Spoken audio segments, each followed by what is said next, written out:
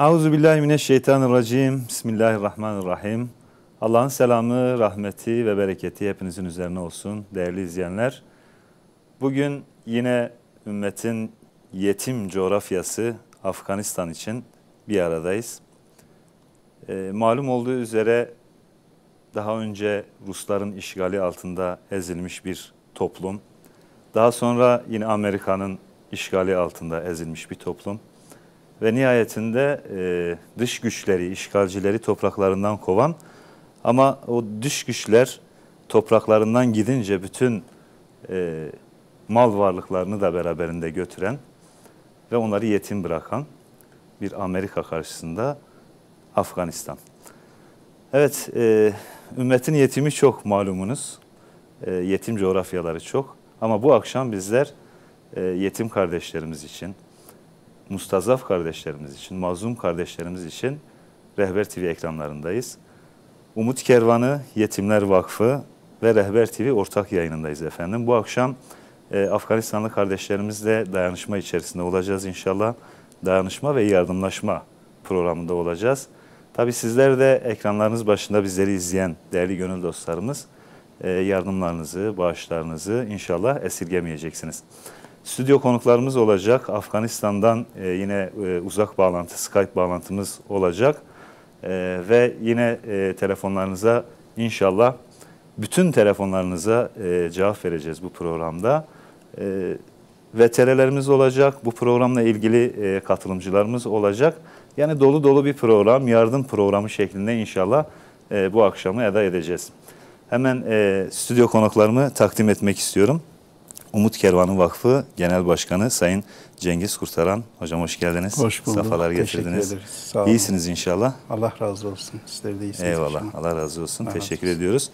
Yetimler Vakfı İstişare Kurulu üyesi Sayın Cemil Cahit Ünsal Hocam. Siz de hoş geldiniz. Teşekkürler. Hayırlı programlar diliyorum inşallah. Eyvallah. Allah razı olsun. olsun. Şimdi Umut Kervanı, Yetimler Vakfı. Bizler çalışmalarınızı çok yakından biliyoruz.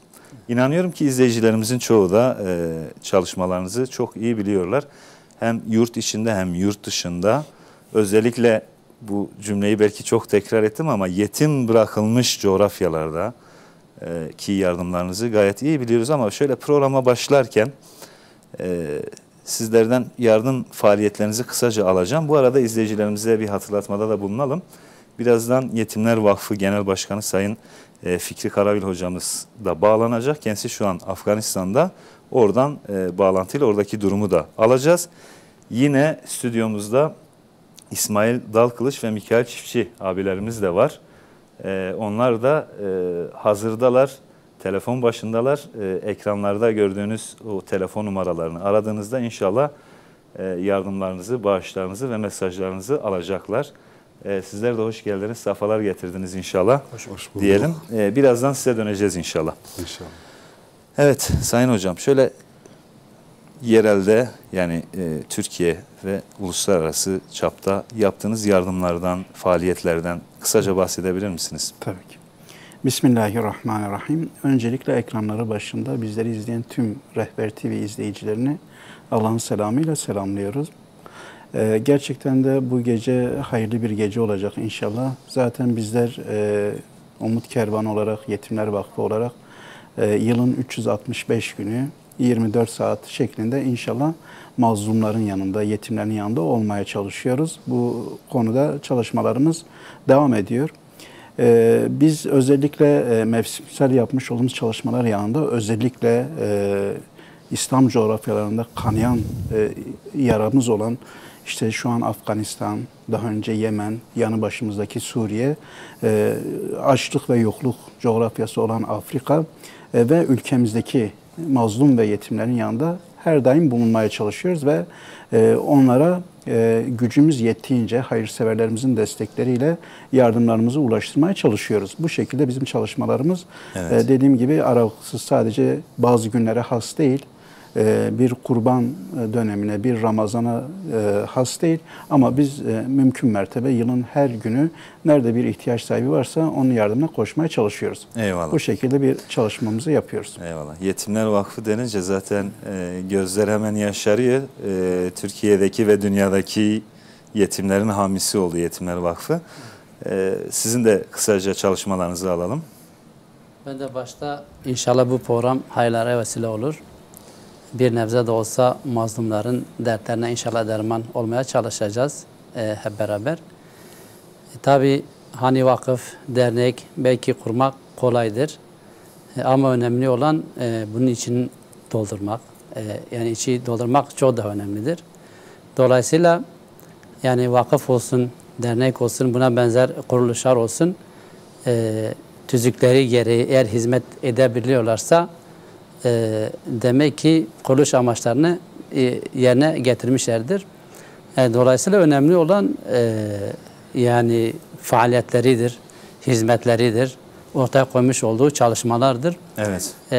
Onun için Yetimler Vakfı yetimin, öksüzün, mağdurun ve mazlumun yanında hep olmuştur. İnşallah birazdan bunu alanda da göreceğiz. Afganistan'a kadar, dünyanın birçok ülkesine kadar uzanarak ihtiyaç sahibi mazlumların ve mağdurların sesi olmuştur, yanında olmuştur. Maddi ve manevi destek vermiştir. Tabii evet. Yetimler Vakfı yurt içi ve yurt dışı 100'e yakın yerde temsilcilikleri olan bir vakıftır. Birçok alanda faaliyetlerini sürdürmektedir. Eyvallah. Şimdi Fikri Karayül hocamız da birazdan bağlanacak hazır ama ben hocama sorayım. Tabi biliyoruz ama hani malumun ilanı olsun. Afganistan dedik. Niye? Afganistan 40 yıldan beridir savaşla boğuşan mazlum bir coğrafya. Oradaki kardeşlerimiz düşünsek 40 yıldır gözünü açtıktan beri yani 40 yıllık bir süre içerisinde hep savaşla yan yana yaşanmış, yoğrulmuş ve hemen hemen her aileden canların gittiği, yetimlerin olduğu ve böylesine tabiri caizse dünyadaki nimetlerle pek fazla bir araya gelmemiş ama mazlum, ama yetim bir coğrafya. Ama dik duran. Ama dik duran ve bu 40 yıllık dik duruşun ardından da işgalci, sömürgeci devletin oradan ayrılmasından sonra da şu an dünya genelinde bir yaptırım söz konusu kendilerine ve kendileri şu an açlıkla karşı karşıyadırlar. Biz de orada daha önce bizimle beraber bulunup Osmanlı Devleti zamanında bizlere yardım elini uzatan, bunu evet. Geciktirmeyen ve şu an bizlere ihtiyacı olan bu halka da, bu Afgan kardeş halkımıza da bizim de bir şekilde elimizi uzatıp onlara yardım etmemiz gerekiyor. Hele böylesine sömürgeci ve işgalci bir devleti kendi topraklarından sürdükten sonra yalnızlığa terk edilmişse bizim de bir Müslüman olarak oradaki kardeşlerimize elimizi uzatmamız gerekiyor. Ondan dolayı biz hemen yıl başında yine Afganistan'a özel bir program yapmıştık. Oradaki kardeşlerimize yardım elimizi uzatmak istemiştik. Hayırseverlerimiz gerçekten de büyük bir teveccüh göstermişlerdi ve onların o yardımlarını biz götürdük, oradaki o kardeşlerimize ulaştırdık ve birçok Afganistan'ın şehrinde Yetimler Vakfı ile beraber bu faaliyetlerimizi gerçekleştirdik. Elhamdülillah yani evet. Şu anda da biz o sorun ve sıkıntıyı görüyoruz. Oradaki kardeşlerimiz açlıkla boğuşuyorlar. Bir de büyük bir deprem de yaşandı değil mi? Ona da değineceğiz. Evet, yani kısa bir süre önce zaten bir deprem yaşandı. Deprem bölgesine de bizim ekiplerimiz intikal ettiler ve ilk günden itibaren orada hemen acil olarak belki işte gıdadır, sıcak yemektir. Evet. O şekilde bir yardımlarımız oldu. Ama bu yeterli değil. Bizim bir şekilde onlara daha fazla gitmemiz gerekiyor. Yardımlarımızı ulaştırmamız gerekiyor. Eyvallah. İnşallah mazlumiyetlerini konuşacağız. İnşallah mazlumiyetlerini hem konuşacağız hem tabii demin dedim malumun ilanı diye izleyicilerimiz de yakından biliyorlar. Zaten Afganistan'daki durumu yani işler acısı hakikaten. Yani 40 yıllık bir açlıktan, bir sefaletten bahsediyoruz. Bir sömürüden bahsediyoruz. Buna karşın bir direnişten bahsediyoruz. Bir yorulmuşluktan da aslında bahsediyoruz. Yani ümmetin yetim coğrafyalarından biri ama şu anda belki de en çok yardıma ihtiyaç duyan ülkelerden biri onlar. Şu anda Yetimler Vakfı Genel Başkanı Sayın Fikri Karavil hocamı görüyorum ekranda, herhalde hazır. Evet, bir telefonumuz var. Sayın Başkanımı biraz bekleteceğim, hakkını helal etsin. Diyarbakır'dan bir izleyicimiz var şu an telefon hattımızda. Hayırlı akşamlar.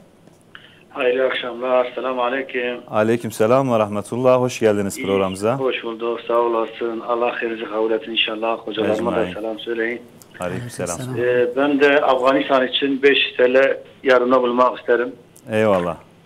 Allah-u Teala hayrınızı kabul etsin. Allah razı olsun. Sağ inşallah. olasın. Teşekkür ederim. Eyvallah. İyi, çok teşekkürler. yayınlar. Sağ olun. Hayırlı akşamlar. Evet, Yetimler Vakfı Genel Başkanı Sayın Fikri Karavil hocamız Afganistan'da şu anda. Hocam hayırlı akşamlar. Selamun aleyküm, hayırlı akşamlar. Aleykümselam ve rahmetullah. Hocamızın sesini içeriye verirsek iyi olur. Hocam şu anda bahse konu ülkedesiniz, Afganistan'dasınız. Birebir oradan şahitlikleriniz var. Oranın durumunu şu anda herhalde en iyi bilenlerden biri sizsiniz. Ben direkt size şunu sormak isterim. İlk izlenimleriniz nasıl oldu?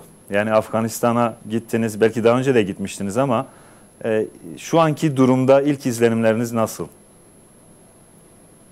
Şimdi biz Cengiz abiyle Cemil abiye de iyi akşamlar diliyorum. Allah hayırlarını kabul etsin inşallah.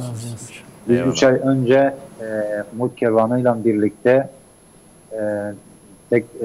tekrardan şeye gelmiştik, Afganistan'a gelmiştik. Önceki gelişimiz ile bu geliş arasında ben çok ciddi farklar gördüm. Evet.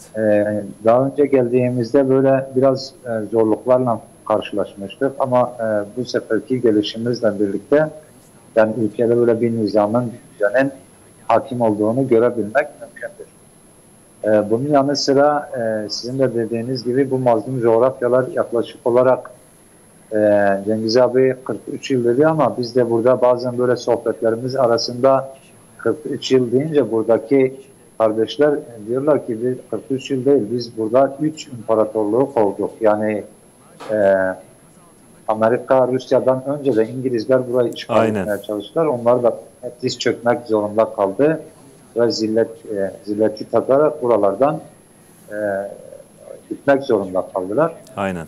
Bu kardeşlerimizin gerçekten şu anki durumları anlatılacak gibi değil. Yani gelip buradaki Müslümanların hallerini görmek lazım. Halkın çok büyük bir kesimi, yani %80-85 üzerinde bir kesim açlıkla büyük bir imtihan içerisindedirler.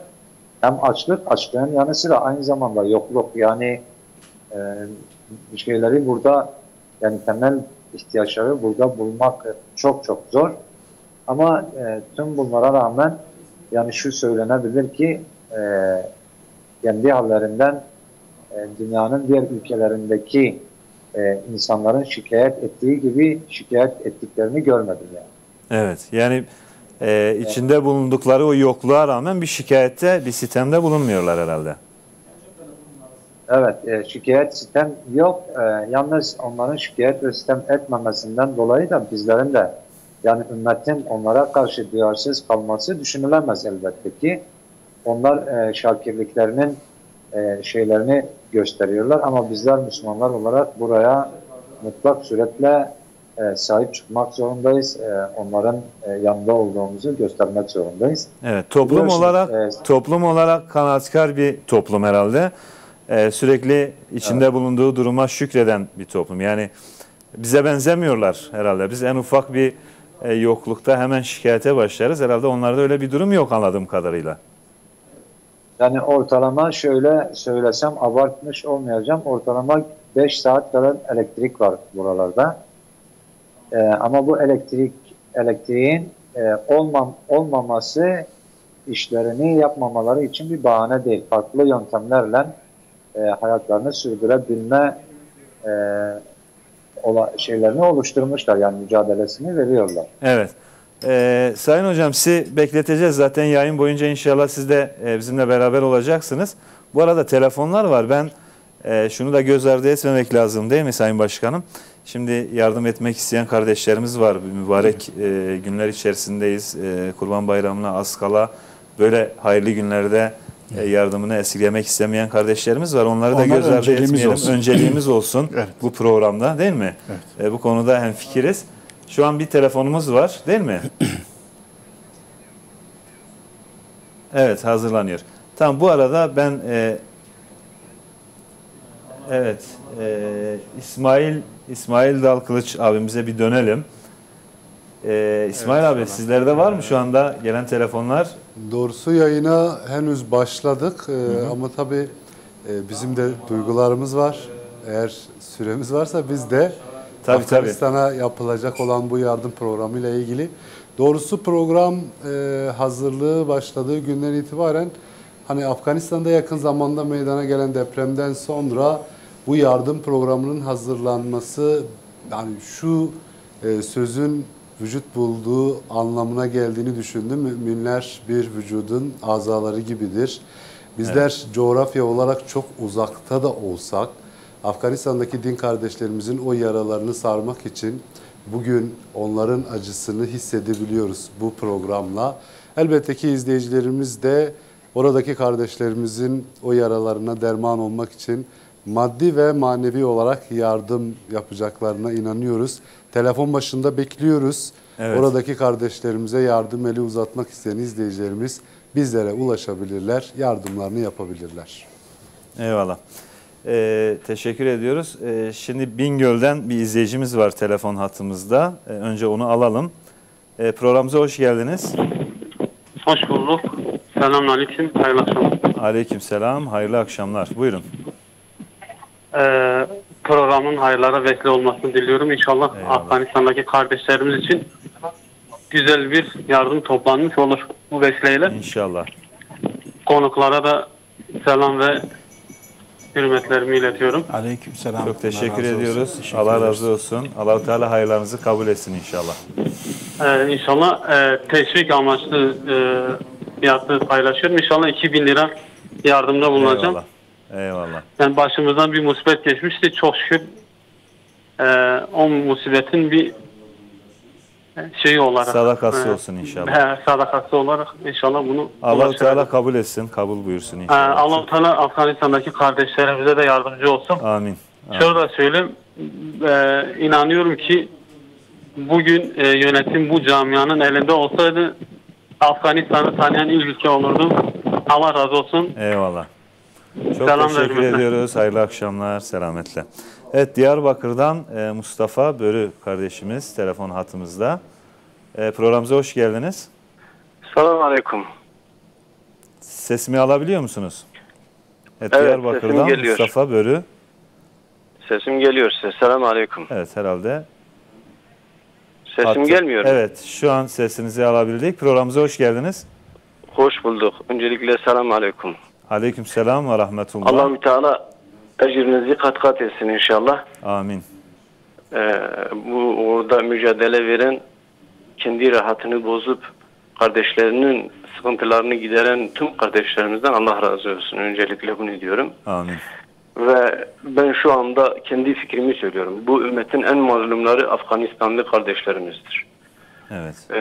Ve insanın sadakasının, infakının kabul olmasını istiyorsa şeksiz şüphesiz benim görüşümdür. Afganistanlı kardeşlerimize yardım etmesini diliyorum kardeşlerimden. Evet.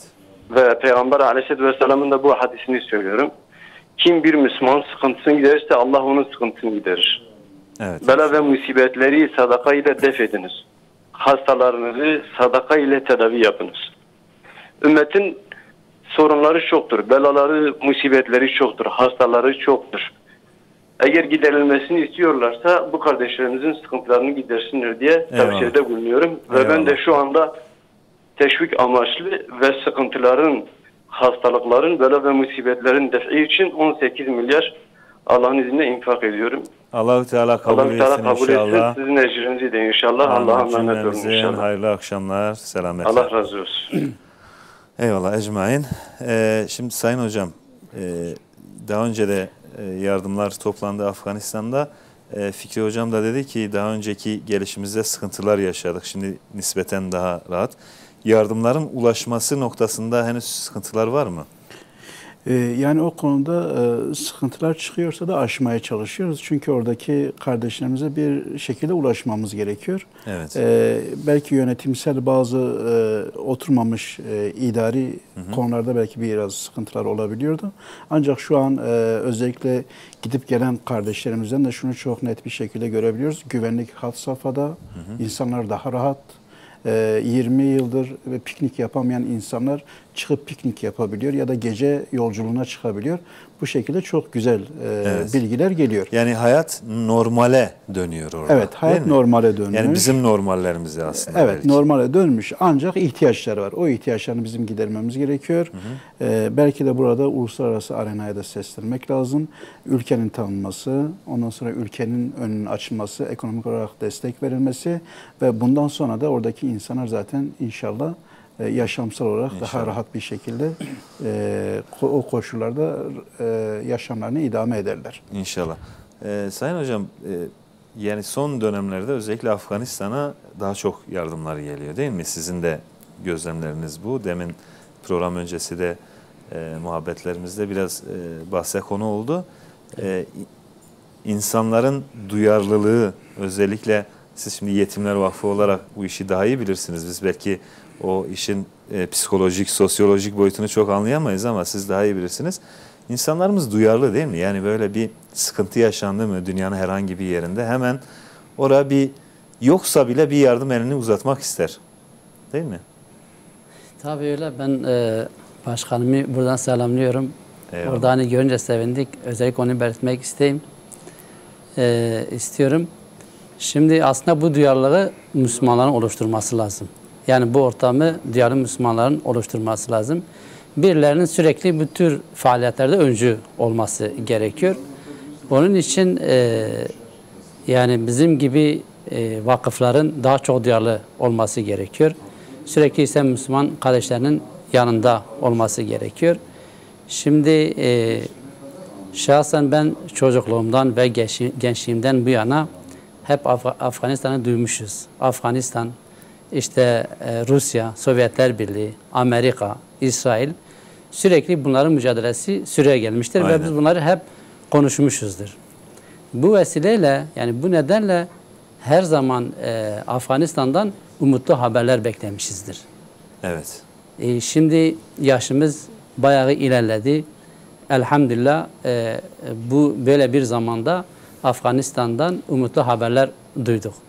Elhamdülillah Müslümanların büyük gayretleri, belki bir asra yakındır yapmış olduğu mücadele sonunda zalimlere, işgalcilere, kafirlere karşı diz çöktürmüştür.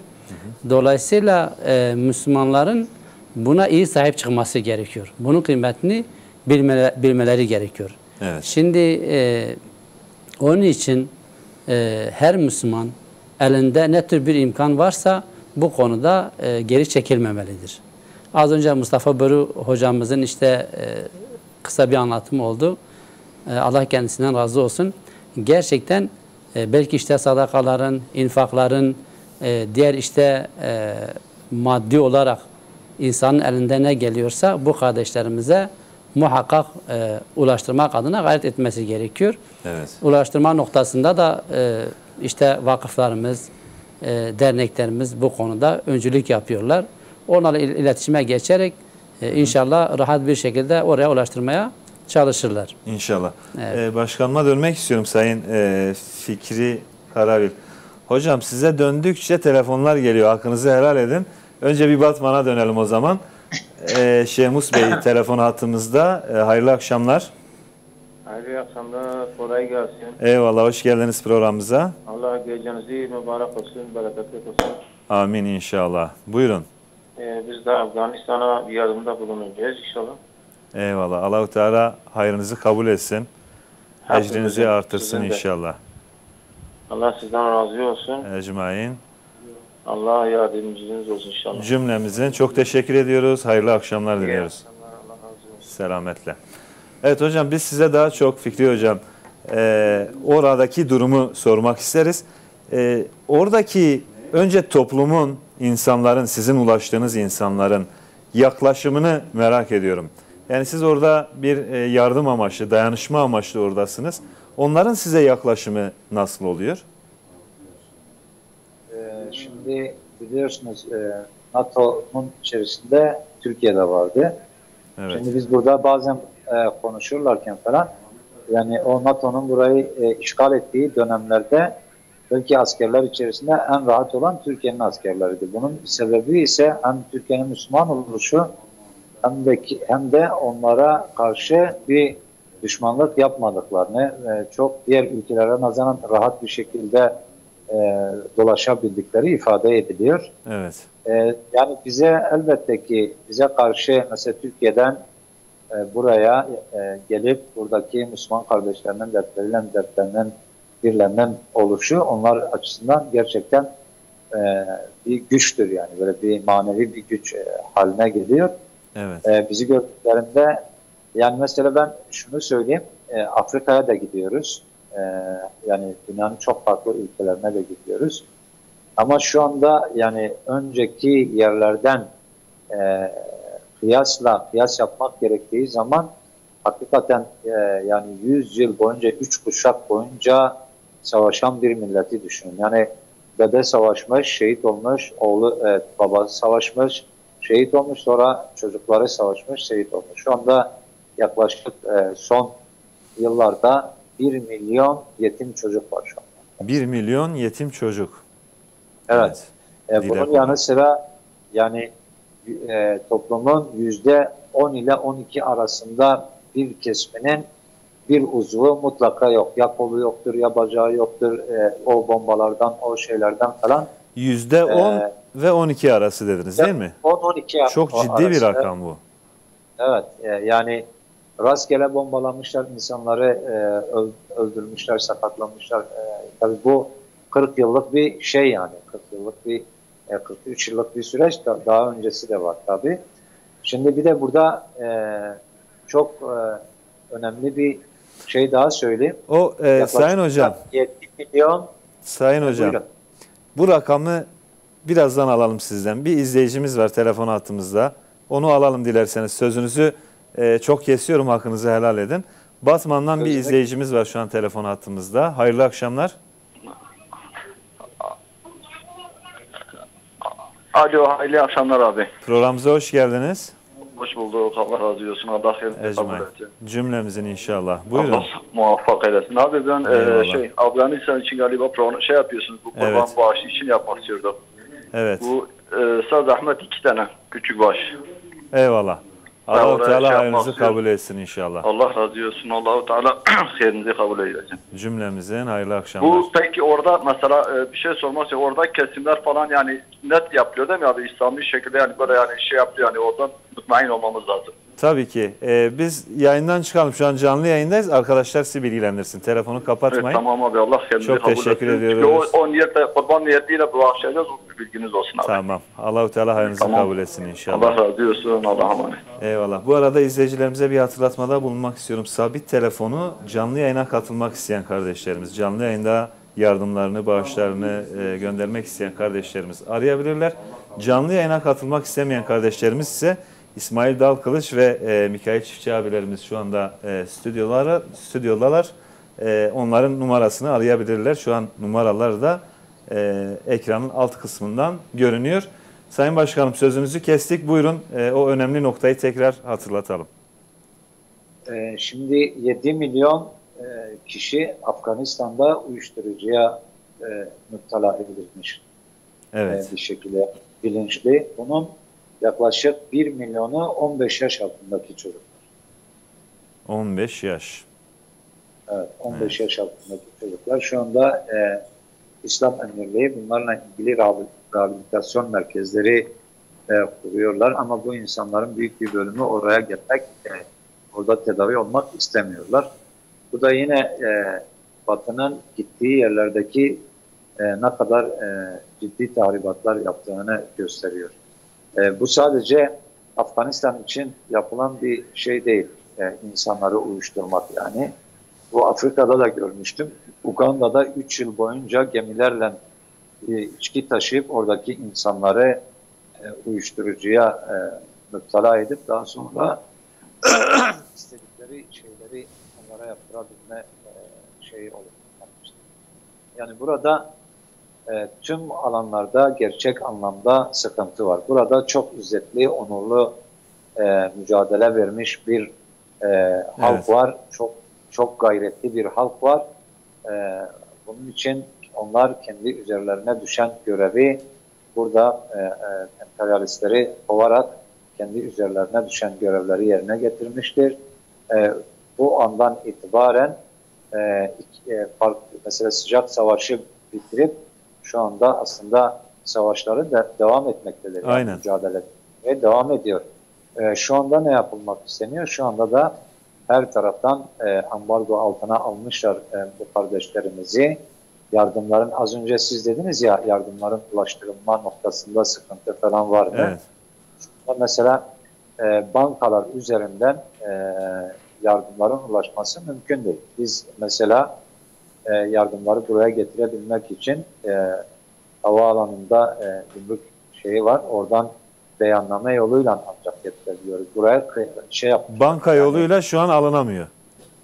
Yok, alan yani evet. bankaları şey hale getirmişler. İşlevselliğini ortadan kaldırmışlar. Bu da bilinçli olarak. Olarak yapılmış. Evet. Şimdi Sayın Başkanım, ben size döneceğim tekrar, zaten orayı daha çok konuşacağız belki inşallah, ama şu an Hidayet Özden Bey, Muş Umut Kervanı Başkanı telefon hattımızda. Kendisini de alalım. Hayırlı akşamlar. Hayırlı akşamlar hocam. Programımıza hoş geldiniz. Hoş bulduk. Allah razı olsun. Ecmaîn. Buyurun efendim. Hocam, Muş Umut Kervanı olarak hayırseverlerden toplamış olduğumuz 13.100 TL'yi inşallah göndereceğiz Afganistan'a. Eyvallah. Allah-u Teala sizlerden ve yardım edenlerden razı olsun inşallah. Allah razı olsun. Ayrıca kurban vekaleti de gittikçe artıyor. Yani gün gittikçe artıyor. Evet. Yani inşallah o da bereketli olacak kurban. Allah-u Teala bereketini Allah hayırınızı kabul etsin.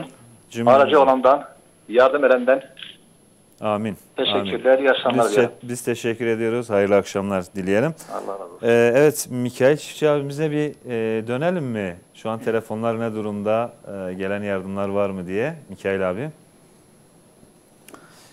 Evet hocam, yani şu anda yani tek tük de olsa telefonlarımız geliyor. Biz tabii izleyicilerimizden daha yoğun bir telefon trafiğini bekliyoruz. Çünkü yani ümmetin mazlum bir coğrafyası olan Afganistan'dan bahsediyoruz. Mazlum ve mustazaf bir halk ve aynı zamanda zulme boyun eğmeyen bir halk. Böyle asil bir halkın böyle mağduriyetler yaşaması, böyle dramlar yaşaması elbette ki bizi üzmelidir ve rahatsız etmelidir aslında. Bu programların aslında bu tür yaralara merhem olmasını temenni ediyorum. İzleyicilerimizin telefonlarını bekliyoruz inşallah. Eyvallah. Çok teşekkür ediyoruz. Bekliyoruz tabii ki izleyicilerimizden yardımlarını, mazlum Afganistan coğrafyasına yapacakları yardımı. Şimdi dilerseniz Mehmet Göktaş hocamıza bir kulak verelim, bakalım. Değil mi Sayın Başkanım? Neler söylemiş kendisi? Buyurun. Muhterem kardeşlerim, ben inanıyorum ki bu ümmetin, İslam ümmetinin Afganlı Müslümanlara ciddi bir borcu vardır. Bu borcunu ödemelidir.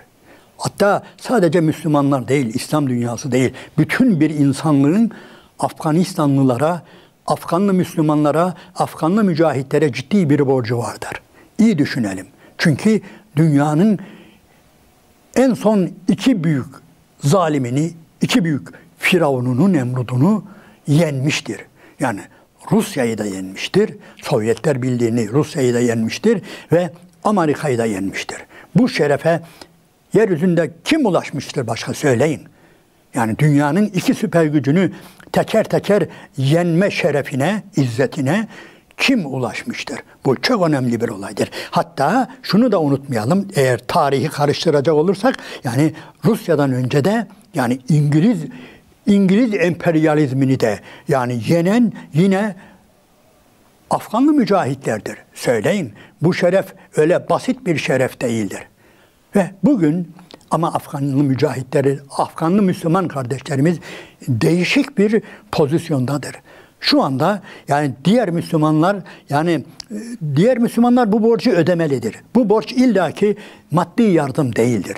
Onları tanımalıdır. Onları görmelidir. Onları bilmelidir. Bu çok önemlidir. Yani öncelikle Afganlı Müslümanlar tanınmalıdır.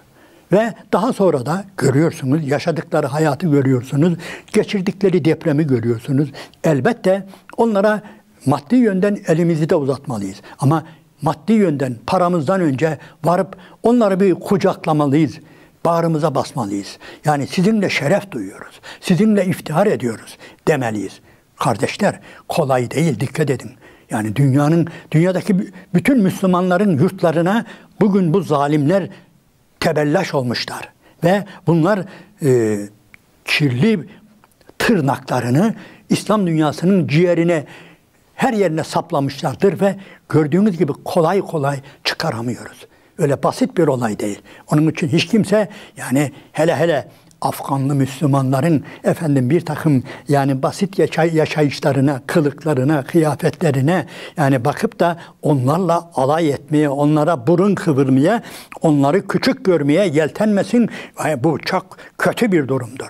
Yani bu gerçekten özür dilerim iğrenç bir durumdur.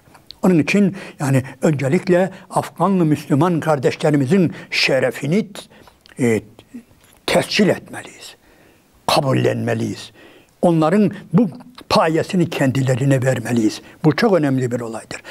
Ondan sonra da nedir? Ondan sonra da yani yerle bir edilmiş, defalarca Amerika tarafından, Rusya tarafından mahvedilmiş, perişan edilmiş, yani ne fabrikası kalmış, ne bir maden ocağı kalmış, hiçbir şey kalmamış, çökertilmiş, üzeri örtülmüş kardeşlerimizle karşı karşıyayız. Lütfen bunlara bu anlamda yardım edelim. Bu anlamda bunların elinden tutalım.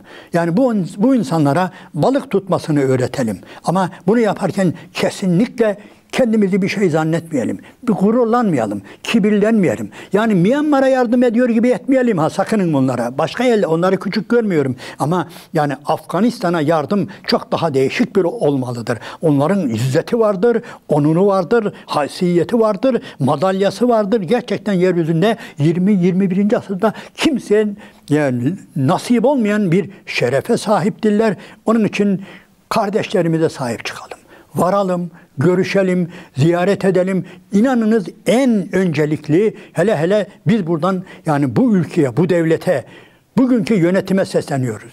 Yani Afganistan'ı lütfen tanıyın ve şeref bulun.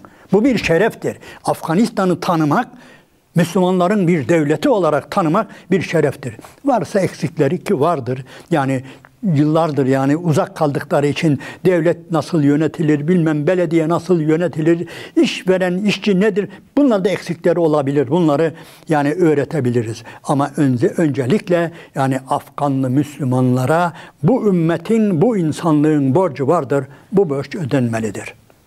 Kurban Bayramı da bunun için bir vesiledir, sebeptir. Allah'ın selamı, rahmeti, bereketi üzeriniz olsun. Evet, Mehmet Göktaş hocamızın yüreğine sağlık. Çok güzel konuşmuşlar. Bu arada değerli izleyenler, program başında belki unuttuk söylemeyi. Bir hashtag çalışması da var şu anda. Afganistan'a yardım vakti adıyla bir hashtag çalışmamız var. Şu anda ekranları başında bizleri izleyen, şu an sesimizin ulaştığı bütün kardeşlerimize bir çağrımız olsun. Sizler de bu hashtag'e yazın. Malumunuz olduğu üzere artık medya, sosyal medya belki yardımların en çok duyurulduğu alandır, yerdir. Bir katkımız olsun. Sadece telefonlarımızı çıkarıp hesaplarımızdan o hashtag'e yazalım, beğenelim, retweetleyelim. En azından bizim de bir katkımız olsun diyelim. Bu arada bir izleyicimiz var şu anda Mardin'den, Abdullah Demir kardeşimiz telefon hattımızda. Hayırlı akşamlar. Selamünaleyküm. Hayırlı akşamlar. Aleykümselam ve rahmetullah. Abdullah kardeşim, iyisin inşallah. İyiyim, Allah razı olsun. Ecmaîn. Buyur, seni dinliyoruz. Biz Afganistanlı kardeşlerimize 1000 lira bağış yapmak istiyoruz. Çok güzel. Ve izleyen bütün kardeşlerimizi bağış yapmaya teşvik ediyorum. Eyvallah. Allah hayrınızı kabul etsin. Allah senin de ailenin de hayrını kabul etsin. Abdullah kardeşim çok teşekkür ediyoruz. Hayırlı akşamlar diliyoruz. Evet, güzel yürekler, minik yürekler de Afganistan için bu akşam atıyor. Bu akşam Afganistan akşamı, bu gece Afganistan gecesi. Onlarla dayanışma, bir arada olma gecesi. Sayın hocam, sizin numaranız da herhalde verilmiş. Evet, doğru mu? Doğru. Gelen yardımlar var mı? Önce onlara bir bakalım. Gelen yardımlar var. WhatsApp üzerinden kardeşlerimiz ulaşıyorlar. Dekont paylaşanlar var. Yetişemiyoruz. Evet. Yani Allah-u Teala kendilerinin hayırlarını kabul etsin. Eyvallah. Özellikle Afganistan'a elhamdülillah güzel bir teveccüh var. Eyvallah. Şu an WhatsApp üzerinden bize ulaşmaya çalışıyorlar. Çalışıyorlar. Bilgilendiriyoruz. Tabi bu arada izleyicilerimiz canlı yayına katılmak isteyenler sabit numaraları arıyorlar. Katılmak istemeyenler diğer GSM numaralarını arıyorlar. Sayın hocamın WhatsApp numarası var. Oradan da bağışlarınızı, yardımlarınızı gönderebiliyorsunuz. Hashtag'e tekrar hatırlatalım. Afganistan'a yardım vakti adıyla bir hashtag çalışması var. Ona da katılıyoruz. Hocam size döneceğim ama Sayın Başkanıma dönmek istiyorum. Şimdi Fikri Hocam, halkın tepkisini anlattınız bize. Peki oradaki yetkililerin orada muhakkak giriş çıkışlarınıza, yardımlarınızın ulaşmasında onların da bir payı vardır. Onların tepkileri nasıl? Yaklaşımları nasıl? Şimdi Göktaş Hocam gerçekten çok önemli bir konuya temas etti konuşmasında.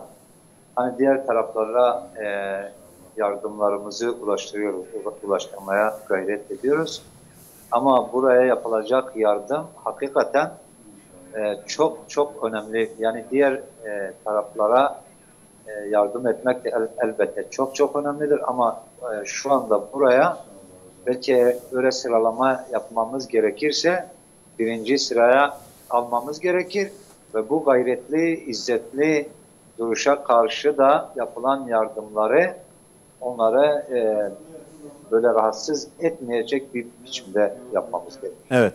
Eyvallah. Diyelim bir virgül koyalım başkanım.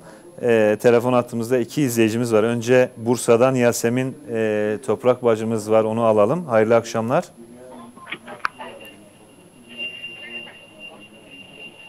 Evet, Bursa'dan Yasemin Toprak bacım. Sesim geliyor mu size? Evet, geliyor. Hayırlı akşamlar. Programımıza hoş geldiniz. Hayırlı akşamlar, hoş bulduk hocam. Ya eyvallah. Öncelikle Rabbim hayrınızı kabul etsin. Cümlemizi. Çıktığınız bu yolda muvaffak eylesin inşallah. Amin. Biz bir miktar yardımda bulunmak istiyorduk. Eyvallah. Allah-u Teala hayrınızı kabul etsin inşallah.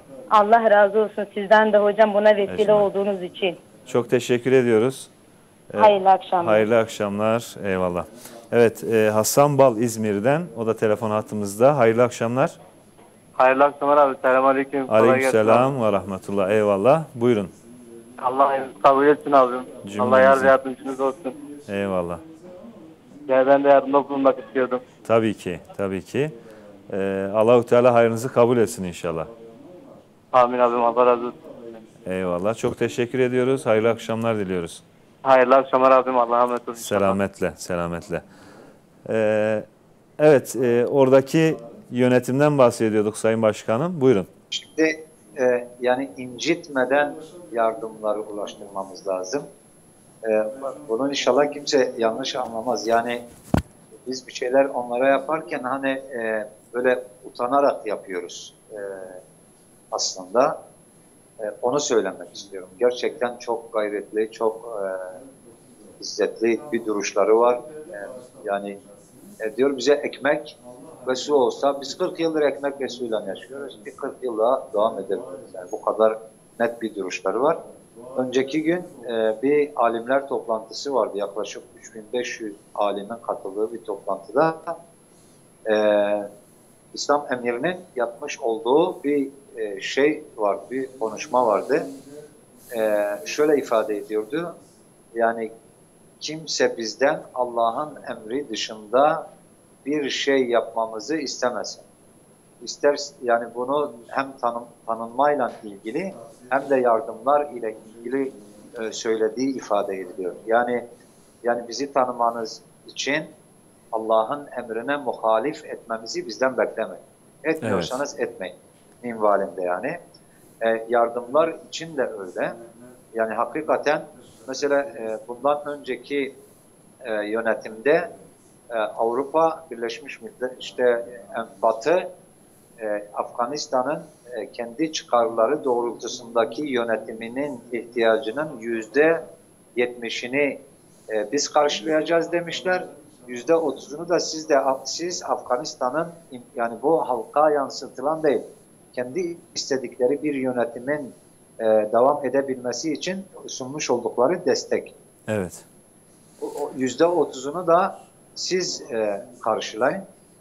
Bu yeni hükümetin İslam Emirliği ile birlikte bunu zaten tamamen yaptıkları hiçbir yardım yok. Hatta gelen yardımlara da engel oluyorlar.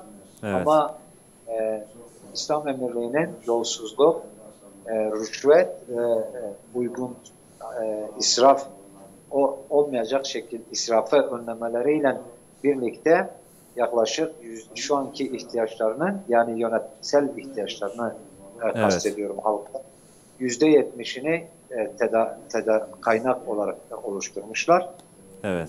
Ama bunu çok kıt imkanlarla ve çok mesela bütün askerler yani mücahitler güvenlik açısından söyleyeyim tamamı ücretsiz, gönüllü görev yapan Müslümanlardır. Evet, bu çok önemli başkanım. Şu an kolluk kuvvetleri, askerler gönüllü olarak bu işi yapıyorlar. Doğru mu? Yani ücret karşılığı yapmıyorlar, bir maaş karşılığı yapmıyorlar. Evet. Hatta çok az bir miktarda mesela 15 dolar falan ya da 10 dolar gibi bir harçlık ya da ailelerine çok küçük bir katkı olsun diye veriliyormuş daha önceki dönemlerde. Evet. Bu bahsettiğim 7 milyon uyuşturucuya bulaşmış insanın rehabilitesi için şu anda onu da kesmişler. Onu da vermiyorlar mücahitlere. Evet. Yani bu hakikaten ciddi rakamlar var burada. Tabii buna karşılık ciddi fedakarlıklar var. Yönetimin yaptığı fedakarlık, halkın, askerlerin, değil mi? Çalışanların, devlete çalışıyorsun, değil mi? Ama bir ücret karşılığında çalışmıyorsun. Hani kim demiş ki Afgan halkı kendini yönetemez? Yönetebiliyor. En azından fedakarlıkla da olsa yönetebiliyor. Sayın Başkanımıza birazdan tekrar döneceğiz. İsmail Dalkılıç abimize bir dönelim mi? Var mı yardımlar? Var tabii, izleyicilerimiz böylesi günlerde doğrusu yardıma ihtiyacı olan kardeşleri için duyarsız kalmıyorlar. Afganistan için de bu böyle, Türkiye'deki ihtiyaç sahibi aileler için de böyle. Herkes kendi görevini icra ediyor. Ben tabii gelen yardımlardan bazılarını ifade etmek istiyorum. Tabii, buyurun. Bursa'dan Veysel Bey bizlere ulaştılar. 5.000 TL Afganistan'daki kardeşlerimiz için gönderdiler. Dekontu da attılar bizlere, sağ olsunlar. Mehmet Tarık Kuşçuoğlu Yalova'dan 80 yaşında bir amcamızdı.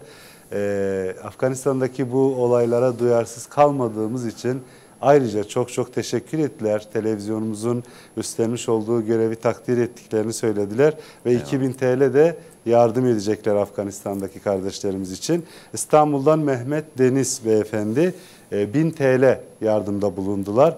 Batman'dan Süleyman Temiz adlı bir izleyicimiz demin aradılar. 5000 TL Afganistan'daki kardeşlerimiz için göndereceklerini söylediler. Yine İstanbul'dan bir izleyicimiz, ismini vermek istemediler. 750 TL artı bir de kurban kesip göndermek istediklerini söylediler. Son 3 izleyicimiz daha, bir izleyicimiz ismini zikretmemizi istemediler. Bingöl'den 3000 TL göndereceğiz dediler.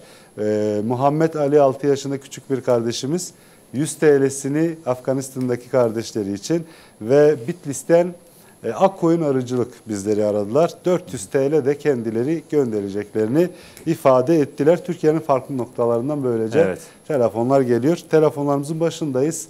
Ara ara bağlanıp yardım eden kardeşlerimizi burada inşallah bizlere duyuracağız. Eyvallah. Çok teşekkür ediyoruz. Hocam Şimdi işi çok siyasete götürmek istemeyiz. Malum aslında Afganistan'ın şu anki durumu, içinde bulunduğu durumun asıl sebebi siyasi yaklaşımlardır. Evet. Sömürge dedik. Evet. Siyasi yaklaşımlar olduğu için biz de ister istemez Afganistan'a yardım programında da biraz oranın siyasetini de konuşmak isteriz. Yalnız Sayın Başkanımın dediği işte bankaların orada pasifize edilmesi, pasif hale getirilmesi, bunlar yani hakikaten düşün, yani kimi insan var ki belki banka üzerinden bu yardımı yapmak ister, direkt yapmak ister ama bunun önüne geçiliyor. Belki paraların buradan çıkışında ya da başka bir ülkenin çıkışında Afganistan'a giden paralarda bile, nakdi yardımlarda bile belki sıkıntılar var. Evet. Yani siz daha önce Afrika'ya, işte Yemen'e, Filistin'e, başka yerlere yardım ettiniz. Bu durumu nasıl yorumlarsınız? Yani nasıl olur da yardımlar, hani tamam siz yardım etmiyorsunuz da bari bırakın insanlar yardım etsin, değil mi? Tabii ki şimdi öncelikle hayırseverlerden Allah razı olsun. Gerçekten bu fedakarlıkları bizi ziyadesiyle sevindiriyor. Şimdi bu zalimlerin her zaman yaptığı bir şeydir. Evet. Yani Müslümanları ambargolarla bitirmeye çalışıyorlar.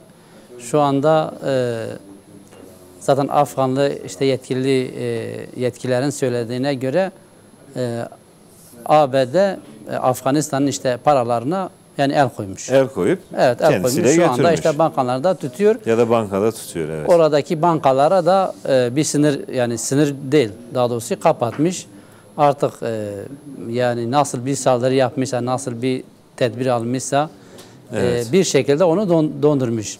Şimdi dolayısıyla Müslümanları dar bir alana sıkıştırmak, hem maddi hem manevi olarak dar bir alana almak istiyor. Onun için Amerika ve işbirlikçileri çok iyi biliyorlar ki Müslümanlar nerede olurlarsa olsunlar Müslüman kardeşlerine muhakkak ulaşacaklardır. Evet. Dolayısıyla şu anda bunu engellemek için ellerine gelen bütün gayretleri sarf ediyorlar. Ama evet, Allah'ın izniyle bunu başaramayacaklardır. Yani kesinlikle başaramayacaklardır. Şimdi Afganistan'ın oradaki yönetimin, İslam Emirliği'nin başarılı olması demek Amerika'nın rezaletinin ikiye katlanması demektir. Zaten şimdi oradan kaçmak için aslında büyük yenilgilere uğramış. Nasıl kaçacağını da artık bilmiyor.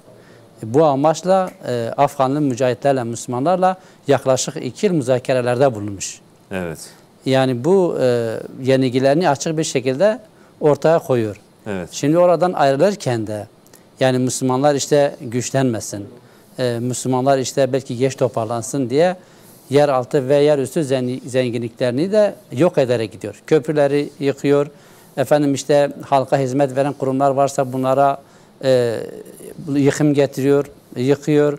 Yani Müslümanların hiçbir şekilde istifade etmemeleri için eline gelen her şeyi yaparak evet, gitmişlerdir.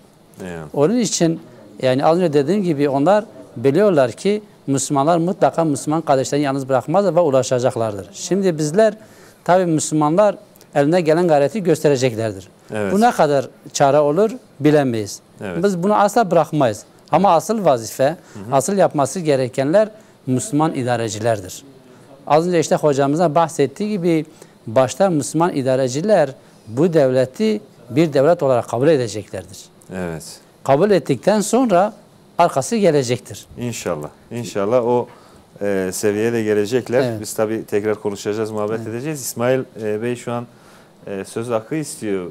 Bir gelişme var herhalde İsmail abi, değil mi? Evet. Şimdi bizim bir izleyicimiz her seferinde bizi arıyorlar, yardımda da bulunuyorlar. Bu kez dedik ki sizi canlı yayına alalım. Ben rejiye numarasını gönderdim. Reji evet, kendisini arayacak. Evet. Gerçekten bu gece iyi bir yardım yapabilecek bir izleyicimiz. Evet. Kendilerini arayacağız. Birazdan canlı yayına bağlanmasını istediğim için söz istedim. Eyvallah. Allah hayırlarını kabul etsin. Amin. İnşallah diyelim. Sayın Başkanım, evet, hocam, işin siyasi boyutu bir tarafa şimdi. Biz biz derken yani duyarlı bütün insanlar. Şu an bizi duyan. Evet. Niye Afganistan'a yardım edelim? Bu soruyu size de soracağım. Fikri Başkanıma da. Siz buradan değerlendirin. Dışarıdan bir gözle değerlendirin. O da içeriden bir gözle değerlendirsin. Evet. Şimdi elhamdülillah kendi ülkemize baktığımız zaman hakikaten ihtiyaç sahibi olan insanlarımız, kardeşlerimiz çok. Ancak biz ülkemizin doğusundan, batısından, kuzeyinden, güneyinden nereye gidersek gidelim, nereye sorarsak soralım açlıktan ölen bir insan yok. Evet. Ve bunu biz duymuyoruz, görmüyoruz, şahit olamıyoruz. Ama şu an Afganistan'da gerçekten de yürekleri burkan çok büyük bir acı var. Hı hı. İnsanların zaten elinde bir şey yok satsın ama çok acıdır ki aylar öncesinden basına da yansıyan, arkadaşlarımızın gidip gördüğü, şahit olduğu insanlar artık kendi ciğerparelerini satıp kendi geçimlerini sağlama derdine düşmüş insanlar var. Evet, evlatlarından mı bahsediyoruz? Evet, evlatlarından. Yani elinde evi varsa veyahut eşyası varsa zaten satmış. Evet. Onun haricinde artık geçinecek bir şey olmayınca kendi çocuklarını ya akrabalarının yanına belli bir ücret karşılığında ya da kimisi çaresizlikten yabancı insanlara satmak zorunda kalıyor. Bu ajanslara düştü, haberlere konu oldu. Yani gerçekten de insan düşünebilir mi? Bir insan kendi ciğerparesinin elinden tutup onu götürüp pazarda satıp diğer çocuklarının geçimini sağlamak için bir adım atabilir mi? Evet, çok zor. Bunun acısını düşündüğümüz zaman Afganistan'a yardım etmemizin ne kadar elzem olduğunu zaten kendiliğinden göreceğiz. Şimdi izleyenler ya olur mu bu kadar da olmaz diyebilirler ama yaşamayan bilmez denir evet. Ya. Yani hani Nasrettin Hoca'nın bana eşekten düşeni getirin dediği, ağaçtan düşeni getirin dediği evet. Hikayelerde. Yani onu yaşamak lazım. Kesinlikle. Yaşamadan şu anki bizim içinde bulunduğumuz durumda belki biz bunu idrak edemiyor olabiliriz değil mi? Ama bir insanın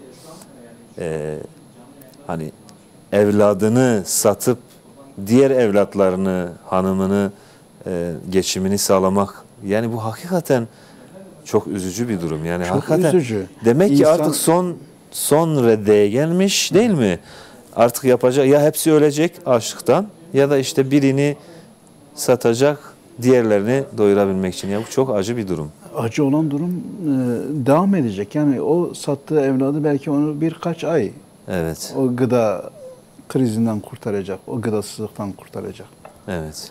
Yani bunu düşündüğümüz zaman hakikaten... O zaman aynı soruyu şimdi biz Cengiz Başkanımıza sorduk. Bu sefer de içeriden Fikri Başkanımız değerlendirsin. O şu anda orada görüyor. Buradaki ya da Afganistan dışındaki insanlar, duyarlı insanlar, en azından varlıklı insanlar niçin Afganistan'a yardım etmeli diyeceğiz ama yine size gelince telefon geliyor başkanım. Bir bereket var Afganistan'da. Şu an Diyarbakır'dan Berat Kaya kardeşimiz telefon hattımızda. Hayırlı akşamlar. Berat Kaya değilim ben ya. Alo. Alo. Evet. Abi ben Yahya Ezer. Yahya Ezer. Yahya Ezer abim. Buyurun programımıza hoş geldiniz. Hoş bulduk. İyisiniz inşallah. Allah razı olsun. Allah razı olsun. Telefonlar geldiği için birkaç hattan hakkınızı helal edin. Karışıklıklar olabiliyor. Yahya abim buyurun. Valla ya beni evet.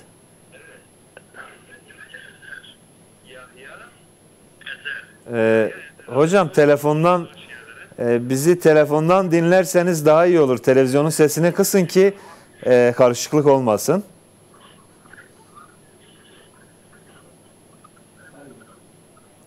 Yahya Bey şu an duyuyor musunuz beni? He duyuyorum ben. Bizi telefondan dinleyin. Televizyonun sesini kısın. Sadece telefondan dinliyorum. Evet, buyurun. Dünyadaki tüm devletlerin yani sırf İslami bir yaşantıyı benimsedikleri için yalnız bırakılan Afganistan İslam Devleti'ne her Müslümanın yardım etmesi gerektiğine inanıyoruz. Eyvallah. Biz de 100.000 lira Rabbimin izniyle yardım edeceğiz. Allah-u Teala hayrınızı kabul etsin. Ecrinizi Allah artırsın razı olsun. inşallah. Stüdyodaki özellikle arkadaşlara da selamlarımızı iletelim. Aleykümselam. Çok teşekkür ediyoruz. Allah Teala razı olsun sizden. Hayırlı akşamlar diliyoruz. İyi akşamlar. Rabbime emanet olunuz. Eyvallah. Selametle. Oldu. Allah razı olsun. Ecmaîn. Evet, şimdi Berat Bey'i alalım. Buyurun, hayırlı akşamlar. Hayırlı akşamlar, hayırlı akşamlar. Programımıza hoş geldiniz. Hoş bulduk, kolay gelsin. Eyvallah, buyurun. Öncelikle bu hayırlı çalışmadan dolayı sizi tebrik ediyorum. Eyvallah. Ben Ali Paşa Kültür ve Dayanışma Derneği Genel Sekreteriyim. Eyvallah. İnşallah yardımlarımız sürecek de. Böyle az evvel çocuklarla konuştum, böyle bir yardım kampanyasından bahsettiler. Ben de 100.000'den sonra belki küçük olacak ama 2.000 lira bağışta bulunmak istiyorum. Yardımın büyüğü küçüğü yok. İnşallah herkes nispetince diyelim. Evet. Allah-u Teala hayrınızı kabul etsin. Bir de küçük bir mesajım olacak. Tabii ki. Buyurun. Yani bizim yaklaşık bir 10.000 kişilik bir sayfamız var. Orada da biz paylaşacağız Allah'ın izniyle. Bu yardımlar devam edecek. Eyvallah. Bu çalışmalarınızdan dolayı sizi tekrar tebrik ediyorum. Çok teşekkür ediyoruz. Umarım bu konuda bütün arkadaşlar duyarlı olur. İnşallah. Oradaki aç arkadaşlarımıza, kardeşlerimize bir nebze olsun yardımımız dokunur. İnşallah. Eyvallah, hayırlı akşamlar, selametle. Evet, eğer telefon yoksa Fikri Başkanıma döneceğim. Bir soru sormuştuk. Niçin oradaki kardeşlerimize ya da Afganlılara niçin yardım edilmeli diye. Buyurun, içeriden bir gözle siz cevap verin. Yani niçin etmemiz lazım? Bunlar öncelikle bizim Müslüman kardeşlerimizdir. Evet. Müslüman üzerinde hakkı vardır. Birinci sebebimiz budur. Evet. İkincisi yaklaşık olarak 100 yıldır tahrip edilmiş bir ülke var. Bütün imkanları ellerinden alınmış. Şu anda maddi anlamda ihtiyaç sahibi oldukları için yardım etmemiz gerekiyor. Emperyalistler tarafından yıkıma maruz kalmış, mazlum, mustazaf bir halk oldukları için yardım etmemiz lazım. Kısacası İslami bir devlet oldukları için yardım etmemiz lazım. Az önce de size söylediğim gibi devletin en üst meclisindeki emirin söylediği söz bizim için çok çok önemli olması gerekir. Biz hiçbir şey karşılığında Allah'ın emri dışında hareket etmeyeceğiz. Evet. Bunun için yardım etmemiz lazım bu kardeşlerimize. Evet. Aslında ben biraz böyle şeyleri anlatmak isterdim. Bu özellikle deprem bölgesindeki çalışmalardan da biraz bahsetmek isterdim. Buyurun lütfen. Bu sorunun cevabı yeterli oldu mu yani?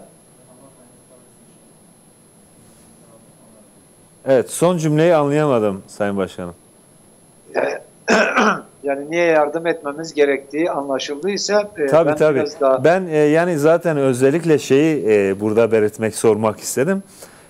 İşin demin siyasi boyutunu konuştuk ama dram boyutu var.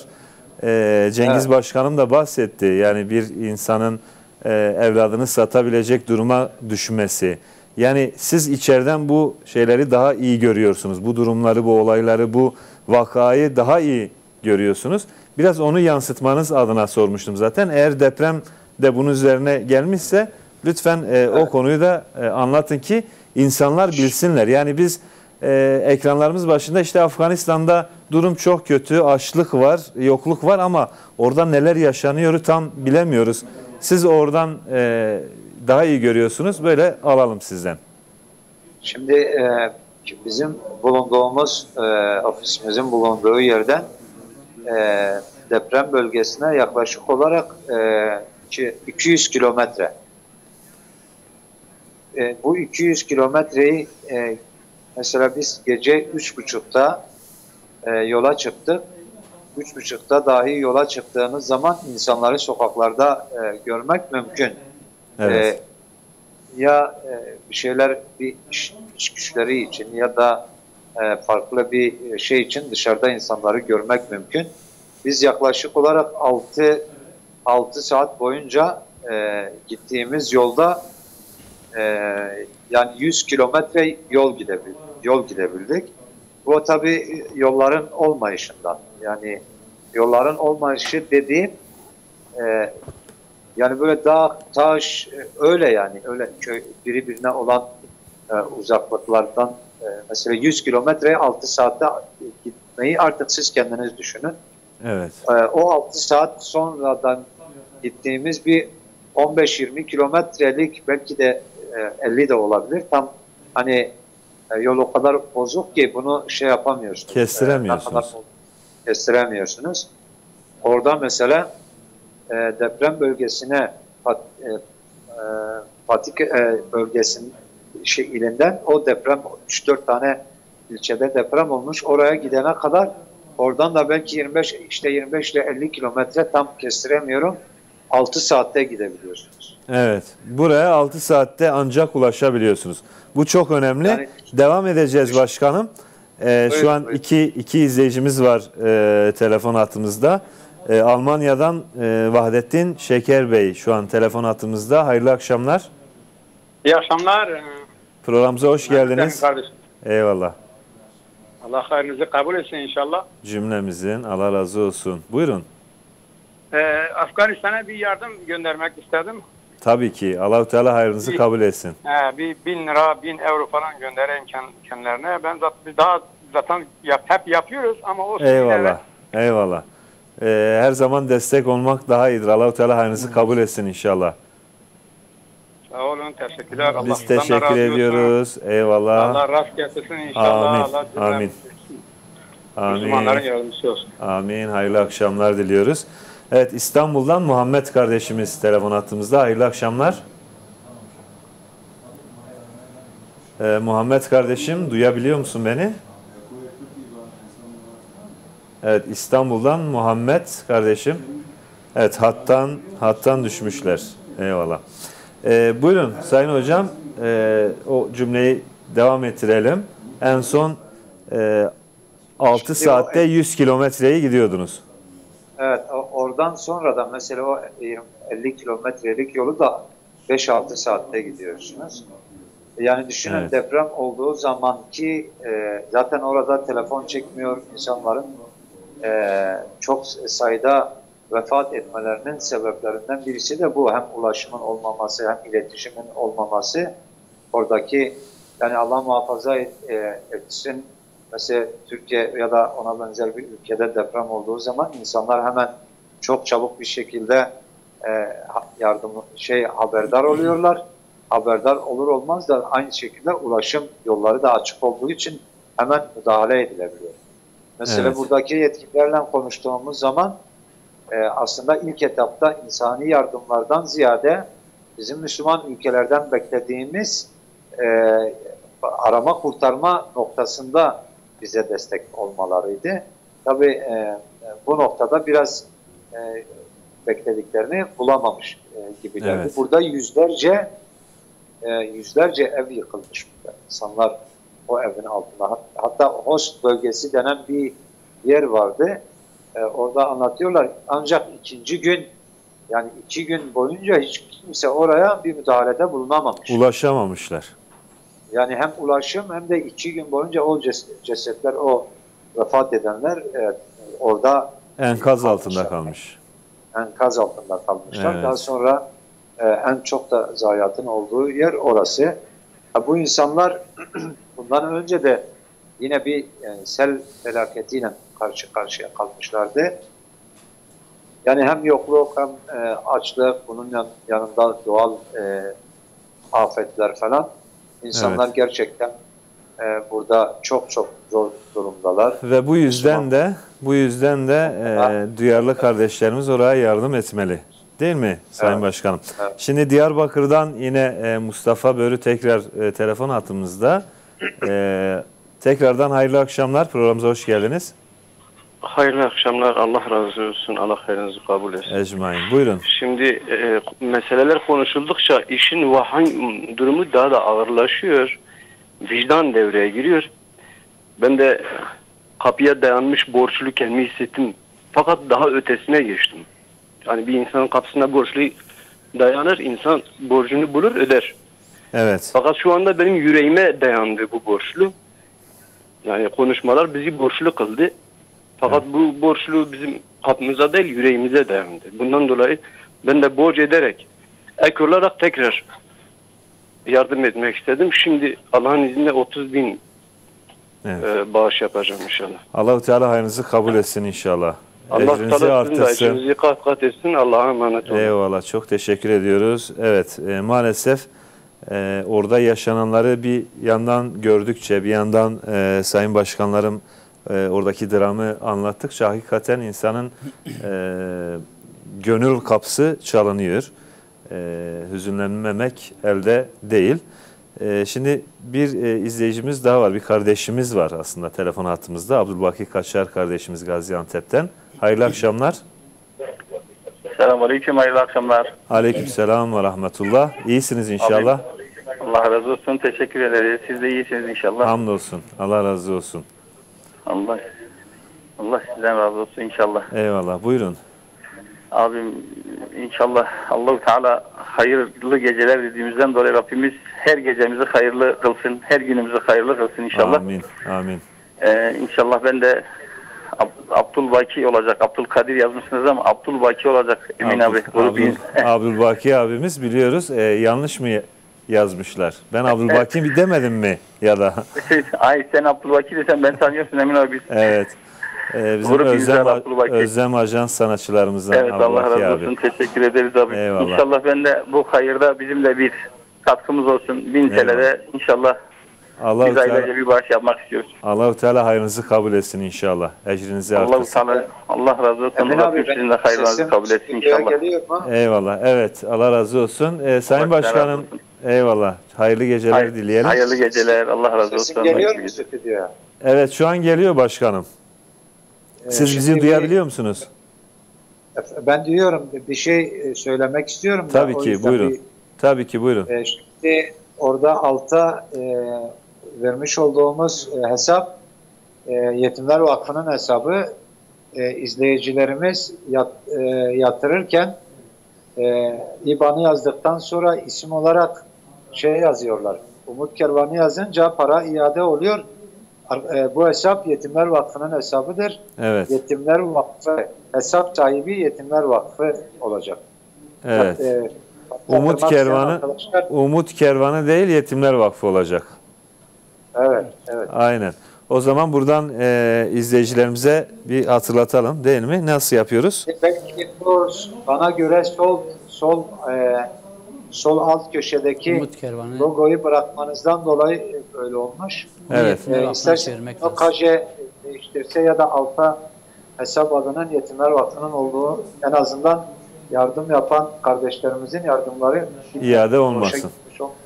Eyvallah. Evet. Tamam.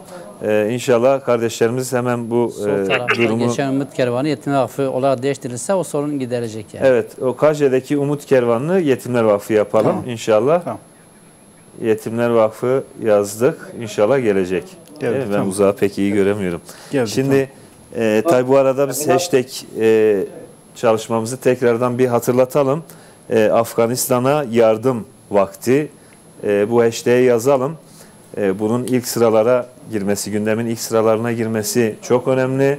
İnsanlara, daha çok insana ulaşması çok önemli. En azından biz bu geceyi Afganistan'a ayırdık. Afganistan gecesi dedik. Afganistan'la dayanışma, yardımlaşma gecesi dedik. En azından amaç hasıl olsun inşallah.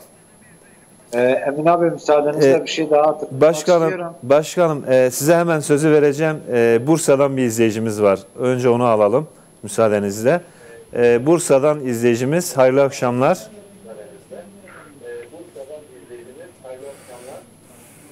Evet, duyabiliyor musunuz?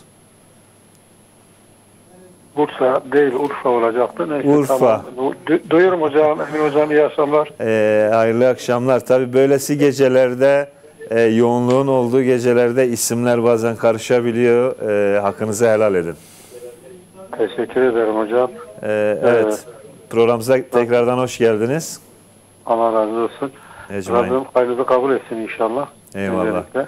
Eyvallah. Buyurun. Belki bu imkanları da sunduğu için teşekkür ediyoruz ayrıca. Eyvallah. Biz de bir miktar yardımda bulunacağız inşallah. İslam Emirliği adı altında inşallah. Eyvallah. Ümmete bir öncü olma şiarıyla inşallah. Eyvallah. Allah-u Teala hayrınızı kabul etsin. Ecrinizi artırsın. Çok teşekkür ediyoruz. Kolay gelsin. Eyvallah. Hayırlı akşamlar diliyoruz. Evet, buyurun başkanım. Sözünüzü kestik. Fikri başkanım.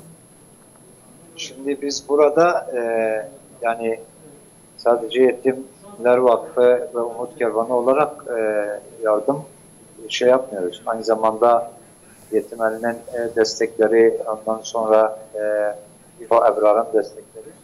Biz 4 kurum olarak yapılan yardımları 4 kurum olarak birlikte yapıyoruz. Oradaki kardeşlerimizin de ciddi anlamda destekleri oluyor, yardımları oluyor. Allah hepsinden razı olsun. Hepsine ayrı ayrı teşekkür ediyoruz. Eyvallah. Çok teşekkür ediyoruz yardımı dokunan bütün herkese. Şimdi bir izleyicimiz var. Onu da alalım. Sonra bir veterimiz, bir görüntümüz daha var. Onu da izleyeceğiz. Fatma Zehra Toprak Bursa'dan. Hayırlı akşamlar. Hayırlı akşamlar. Programımıza hoş geldin. Hoş bulduk. İyisin inşallah. İyiyim. Programı izliyorsun. Evet. Peki neler söylemek istersin? Afganistan'daki kardeşlerim için kumbaramı bağışlamak istiyorum. Kumbaranı. Bütün mal varlığını bağışlıyor Fatma Zehra Toprak kardeşim. Allah-u Teala hayrını kabul etsin Fatma kardeşim. Allah razı olsun. Çok teşekkür ediyoruz. İnşallah bundan sonra da hayatın boyunca bütün mazlum ve mustazaflara karşı daha duyarlı olursun. Her zaman geliyorum. İnşallah. Çok teşekkürler. Hayırlı akşamlar. Evet, veterimiz vardı. Evet, bir telefonumuz daha varmış. Kim var telefon hattımızda? Evet. Evet, telefon hazırlanıyor. O zaman biz Mikail abiye dönecektik. O telefonla görüşüyor. İsmail abiye dönelim. İsmail Dalkılıç. Evet. Son durum ne sizde? Telefonlar nasıl? Doğrusu bizde de telefonlar oldukça bizi mutlu edecek kadar yoğunlukta. Tabii daha bir yoğun da olabilir elbette. Evet. İzleyicilerimiz yardımlarını esirgemiyor. Benim düzelteceğim hususu Sayın Başkan Fikri Karabil düzeltti. Çünkü bize de çokça bu anlamda telefon geliyordu. İsim farklı, hesap farklı çıkıyor. O düzeltildi. Evet. Malatya'dan Selahattin Yıldırım bizlere ulaştılar. 1500 TL göndereceklerini söylediler. Bekir Ay Yıldız Antalya'dan 1800 TL kurban bedeli, 1200 lira da infak Afganistanlı kardeşlerimiz için. Evet. Adana'dan Mekiye Hanım bir kurban bedeli verecekler. Allah kabul etsin. Bu arada Batman'dan Yahya Bey canlı yayına bağlanmıştı. Evet. 100.000 TL'lik dekontu da gönderdiler bizlere. Tekrardan kendilerine teşekkür ediyoruz. Eyvallah. Allah-u Teala hayırlarını kabul etsin inşallah. Birazdan Mikail abiye de döneriz. Telefon hattımızda kimse var mı? Evet.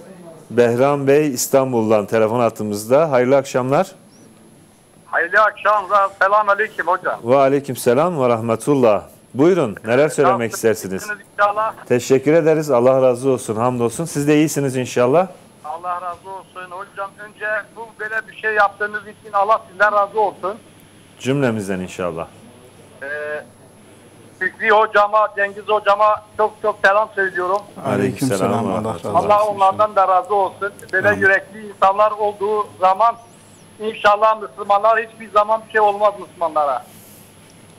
İnşallah. Hocam ben de Afganistan'a bir miktar yardımda bulunmak istiyorum. Allah-u Teala hayrınızı kabul etsin inşallah. Ecrinizi artırsın. Hepinize hayırlı akşamlar diliyorum. Allah'a emanet olun. Çok Allah teşekkürler. Sizler de Allah'a emanet olun. İsmi bir kez daha alayım. Rejiden. Şeyh Abdullah Yusuf sıradaki veteremiz. Şeyh Abdullah Hay. Evet, Yusuf. Şu an ona kulak vereceğiz. Bakalım neler söylüyor. Buyurun. Elhamdülillah ve usalli ve usallimu ala seyyidina Resulillah amma ba'd. فلا يخفى عليكم إخواني ما حل بالمسلمين في أفغانستان من ذلك الزلزال المدمر الذي خلف قتلى وجرحى وخرابا في الديار. أطلب من إخواني المسلمين ممن وسع الله عليهم في المشارق والمغارب أن يبذلوا ما يستطيعون لإغاثة إخوانهم فإن المسلم أخو المسلم لا يظلمه ولا يسلمه ومن كان في حاجة أخيه كان الله في حاجته وقد قال نبينا صلى الله عليه وسلم أحب العمل إلى الله سرور تدخله على مسلم تطرد عنه جوعا أو تكشف عنه كربة أو تقضي عنه دينا وأخبرنا صلوات ربي وسلامه عليه أن من أطعم مسلما على جوع أطعمه الله من ثمار الجنة ومن سقى مسلما على ظمأ سقاه الله من الرحيق المختوم ومن كسى مسلما على عري كساه الله من حلل الجنة. إخواننا المنكوبون في أفغانستان يعانون ما يعانون بعد تلك الحرب الضروس ثم ابتلاهم الله عز وجل بذلك الزلزال المدمر. أناشدكم إخواني وأخواتي بأن تمدوا لهم يد العون وأن تغيثوهم. أغاث الله من أغاث إخوانه ووسع الله على من وسع على المسلمين. اللهم صل وسلم وبارك على سيدنا محمد وعلى آله وصحبه أجمعين. والسلام.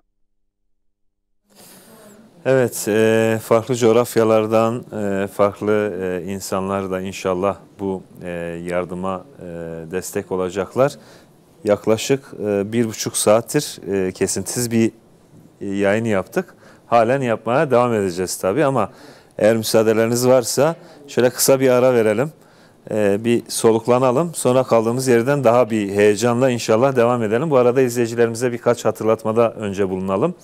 Biliyorsunuz canlı yayına katılmak isteyen kardeşlerimiz sabit hattan bizlere ulaşıyorlar. Katılmak istemeyen, canlı yayına katılmak istemeyen kardeşlerimiz diğer GSM numaralarından bizlere ulaşıyorlar.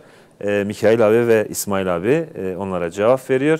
Ayrıca bir hashtag çalışmamız var. Afganistan'a yardım vakti adıyla. O hashtag çalışmasına da katkılarınızı bekliyoruz. Gündemin ilk sıralarına, hatta ilk sırasına, birinci sırasına alabilirsek ne mutlu bize. İnşallah faydası bu yardım programına daha fazla olacak diyelim. Kısa bir aradan sonra Afganistan'la yardımlaşma ve dayanışma gecesindeyiz. Umut Kervanı, Yetimler Vakfı, Rehber TV ortak yayınındayız. Yaklaşık 1,5 saat kesintisiz bir yayın yaptık. Maşallah yardımseverlerin teveccühü vardı. Telefonlar susmadı. Halen telefonlar geliyor.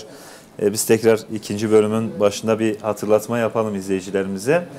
Evet, Afganistan'la yardımlaşma ve dayanışma gecesindeyiz. Sizler de yardımlarınızı esirgemeyin. Canlı yayında katılıp yardımlarını göndermek isteyen kardeşlerimiz sabit hattan bizleri arayabilirler. Canlı yayına katılmak istemeyen kardeşlerimiz de diğer GSM numaralarını arayabilirler. İsmail Dalkılıç ve Mikail Çiftçi abilerimiz o telefonlara cevap veriyorlar. Ara ara sözü onlara da bırakacağız. Şu an stüdyoda Cengiz Kurtaran hocamız var. Umut Kervanı Vakfı Genel Başkanı. Yine Yetimler Vakfı İstişare Kurulu üyesi Sayın Cemil Cahit Ünsal hocamız var. Afganistan'da Yetimler Vakfı Genel Başkanı Sayın Fikri Karabil hocamız. O da Skype üzerinden bağlantıda. Çok yoğun bir gece. Evet. İnşallah daha da yoğun olur. Özellikle izleyicilerimizi tekrar izleyicilerimize hatırlatalım. Bu mübarek günlerde Afganistanlı kardeşlerimize, o yetim coğrafyadaki kardeşlerimize yardımlarımızı esirgemeyelim. Bu arada bir hashtag çalışması var, halen devam ediyor. Maalesef istenen düzeyde değil şu anda. Afganistan'a yardım vakti hashtag ile bir çalışmamız var. Şu anda bizi izleyen kardeşlerimiz ona da katkıda bulunsunlar, onunla ilgili yazsınlar, beğensinler, retweetlesinler. Bir katkımız da oradan olsun, sosyal medyadan olsun diyelim. Şimdi VTR'lerimiz var. VTR derken biz aslında herhalde canlı bağlanmak istedik ama bağlantıda hatalar olmasın diye, yanlışlıklar olmasın diye biz böyle video olarak değil mi aldık? Onları video olarak vereceğiz. Öncesinde bir telefon bağlantımız var. Diyarbakır'dan bir izleyicimiz var. Sudan'ın değerli alimlerinden Doktor Abdülhay Yusuf hocamdı zaten evet. şimdi. Evet. Hemen hemen İslam dünyasının tüm ülkelerinden Afganistan'a böyle destekler var. Destekler var. Şu an Diyarbakır'dan bir izleyicimiz var telefon hattımızda, onu alalım. Hayırlı akşamlar. Hayırlı akşamlar. Selamun aleyküm. Ve aleyküm selam ve rahmetullah. Hoş geldiniz. Hoş bulduk. Allah razı olsun. Ecmain. Buyurun. Öncelikle programda emeği geçen herkesten Allah razı olsun demek istiyorum. Amin inşallah. Programda bulunan tüm abilere de hayırlı akşamlar diliyorum. Eyvallah. Razı olsun. Ondan sonra bu Afganistan'da şu anda özellikle sahada bulunan arkadaşların çalışmalarını gerçekten takdir ediyoruz. O zorlu şartlarda yardımlara ulaşmaya çalışıyorlar. Allah Eyvallah. onlardan razı olsun. Amin. Demek istiyorum. Eyvallah. Ben de Afganistan için 200 bin TL bağışta bulunmak istiyorum. Allah-u Teala hayrınızı kabul etsin inşallah. Allah razı Ecrinizi olsun. artırsın. Hayırlı akşamlar Çok diliyorum. teşekkür ediyoruz. Hayırlı akşamlar. Hayırlı yayınlar. Hayırlı akşamlar. Eyvallah. Sağ olun. Evet, yardımlar gelmeye devam ediyor. İnşallah uzun bir gece olur. İnşallah yayını gecenin geç saatlerine kadar devam ettiririz diyelim. Şimdi de Nasratullah Mahmut, inşallah yanlış telaffuz etmiyorum. O da Beşşair Yardım Kuruluşu Başkanı, aynı zamanda üniversitede öğretim üyesi. Onun da bir videosu var. Hep beraber kulak verelim. Buyurun. Bismillahirrahmanirrahim. حالا می‌خواهیم که با نصرتالله محمود گفتگو در مورد وضعیت کنونی افغانستان داشته باشیم که وی یکی از استادان دانشگاه در کابل میباشد. در مورد وضعیت کنونی اقتصادی افغانستان معلومات ارائه نمایید. الحمد لله والصلاة والسلام على رسول الله اما بعد فاعوذ بالله من الشیطان الرجیم بسم الله الرحمن الرحیم. پیش از همه از کارمندای تلویزیونی رهبر تشکری میکنم و سلام میگویم به کل کارمندای تلویزیونی رهبر و بیننده های تلویزیونی رهبر. همه ما میدانیم که در 20 سال بودجه ملی افغانستان 70%ش تقریبا از کمک های خارجی تمویل میشد. پس از 15 آگوست که امارت اسلامی افغانستان در افغانستان حاکم شد، این بودجه 70% یا بالا از 70% از طرف امریکا و حامیانش قطع شد. نه که صرف همین بودجه قطع شد، تعزیرات ظالمانه ای را سر مردم افغانستان، سر تجار افغانستان و در مجموع سر مردم مظلوم افغانستان وضع کردند که به مو خاطر تاجرای ما نمیتونن که با آزادی و با آسانی از بیرون خرید و فروخت کنن و اموال خام بخرن به خاطر فکتری و کارخانه خود. امیلت است که در مارکت بیروزگاری بسیار زیاد شده و مردم در بسیار فقر و بیچارگی به سر میبرند. در دراز مدت امارت اسلامی افغانستان پلان‌های را دارند که میخواهند که افغانستان را خودکفا بسازند و الحمدلله با آمدن امارت اسلامی افغانستان ما شاهد صلح و آرامی در سراسر افغانستان هستیم که به خاطر که یک خوب و خیال بود به مردم افغانستان و در عین حال فساد اداری که در اوج بود در 20 سال، یعنی در 2021 در یک احصایه با اساس یک احصایه افغانستان در تاپ 15 ممالک کرپت حساب می شد. الحمدلله که آل فساد اداری به همکاری امارت اسلامی افغانستان نزدیک به صفر آمده، یعنی بالکل به آخری حدش رسانده و همین علت است که با وجودی که تجارت کم شده، با وجودی که کاروبار کم هست، عواید ملی دولت نسبت به سالهای پیشینه زیاد شده.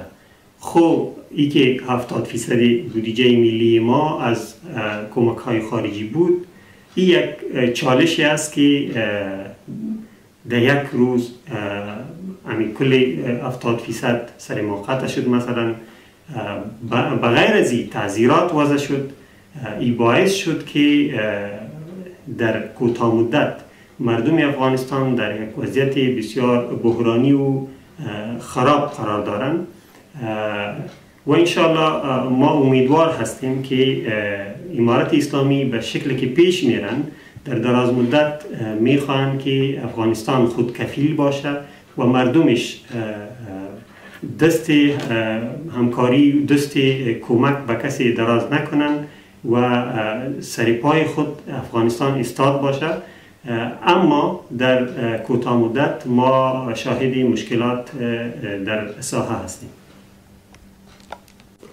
با در نظر داشتن وضعیت کنونی اقتصادی افغانستان در مورد کمک‌های بشردوستانه چی نظر دارید؟ مثل که پیش یادآور شدیم 70% بودجه ملی که ما که از کمک‌های خارجی تمویل میشد قطع شده، تعزیرات وضع شده، تعزیرات ظالمانه که باعث شده مردم سطح بیروزگاری در افغانستان افزایش پیدا کنه و مردم در فقر و بیچارگی به سر میبرند. تقریبا 80% مردم نزدیک خط فقر زندگی میکنند. معلوم میشه که ضرورت عاجل و مبرم به همکاری های به کمک های خارجی هست که خصوصا در این کوتاه مدت همراه مردم افغانستان صورت بگیرد و امارت اسلامی افغانستان بسیار در این بخش متوجه هست و کوشش میکنه که کمک های خارجی با وجه احسن تنظیم شود و به بسیار شفافیت و بسیار یک میکانیزم خوب که یا جور کردن به مردم رنجیده افغانستان برسه و به مستحقین که کسی اشد ضرورت داره و بسیار مستحق است به اون مردم کمک ها به بسیار وجه شفاف و میکانیزمی که امارت اسلامی ساخته و بسیار یک شکل شفاف و پاک برسه. زلزله های اخیر افغانستان چه خسارت ها را به بار آورده است و نیاز مبرم مردم آنجا چیست؟ ما می‌دانیم در ساحاتی که زلزله شده ساحاتی است مثلا پکتیا و پکتیکا که بسیار مناطق دوردراز و دوردست هستند و پیش از زلزله هم این مناطق بسیار از فقر و بیچارگی رنج می‌بردند. مردم خانه خاکی دارن، بسیار یعنی به حالت ضعیف و بیچاره زندگی میکنن. بارانای مسلسل بودن، پس از او زلزله مسلسل داشتن که به خاطر آن خانه هایشان ویران شدن، مکاتب ویران شدن، مراکز صحی از بین رفته. مردم در بسیار یک حالت سخت قرار دارند. امارت اسلامی افغانستان مطابق وسع استطاعت همکاری خود را کرد، اما مشکل بیش از آن بود که امارت اسلامی افغانستان بتانه به کل موارد رسیدگی بکنه.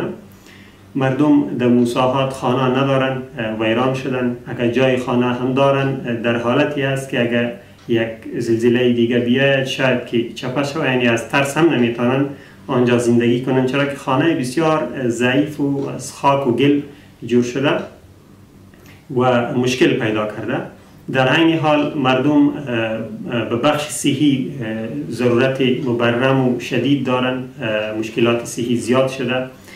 در این حال آب آشامیدنی مردم ندارن، جاهای تعلیمی تخریب شدن، نمیتونن که همون تعلیم خود را پیش ببرن اطفالشان.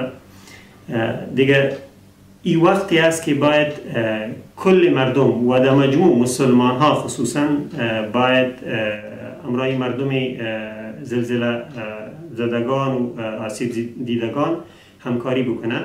پیامبر صلی الله علیه و سلم میفرمایند ترى المؤمنين في تراحمهم وتوادهم وتعاطفهم كمثل الجسد الواحد إذا اشتكى منه عضو تداعى له سائر الجسد بالسهر والهمة. که خلاصه این است که مسلمان ها مثل یک جسد است، یک پیکر است. اگر یک عضوش به درد آید کل جسد و کل جسم ناراحت میشه. ما از مجموعه مسلمان ها می خواهیم که امرای مردم بیچاره پکتیا و پکتیکا و در مجموع امرای مردم افغانستان همکاری بکنن و انشاءالله مطمئن هستیم که امارت اسلامی افغانستان با بسیار اخلاص و با بسیار شفافیت کار میکنن و یک میکانیزم را ساختن در خود ساحه جایی که زلزله شده که امی همکاری و کمک ها را بسیار شفافیت به مردم میرسانند و در دراز مدت انشاءالله ما مطمئن هستیم که امارت اسلامی میتونن که افغانستان خودکفا بسازن. این یک مشکل کوتاه مدت است. انشاءالله با همکاری مردم و با همکاری امت اسلامی انشاءالله ما از این مشکلات میبریم.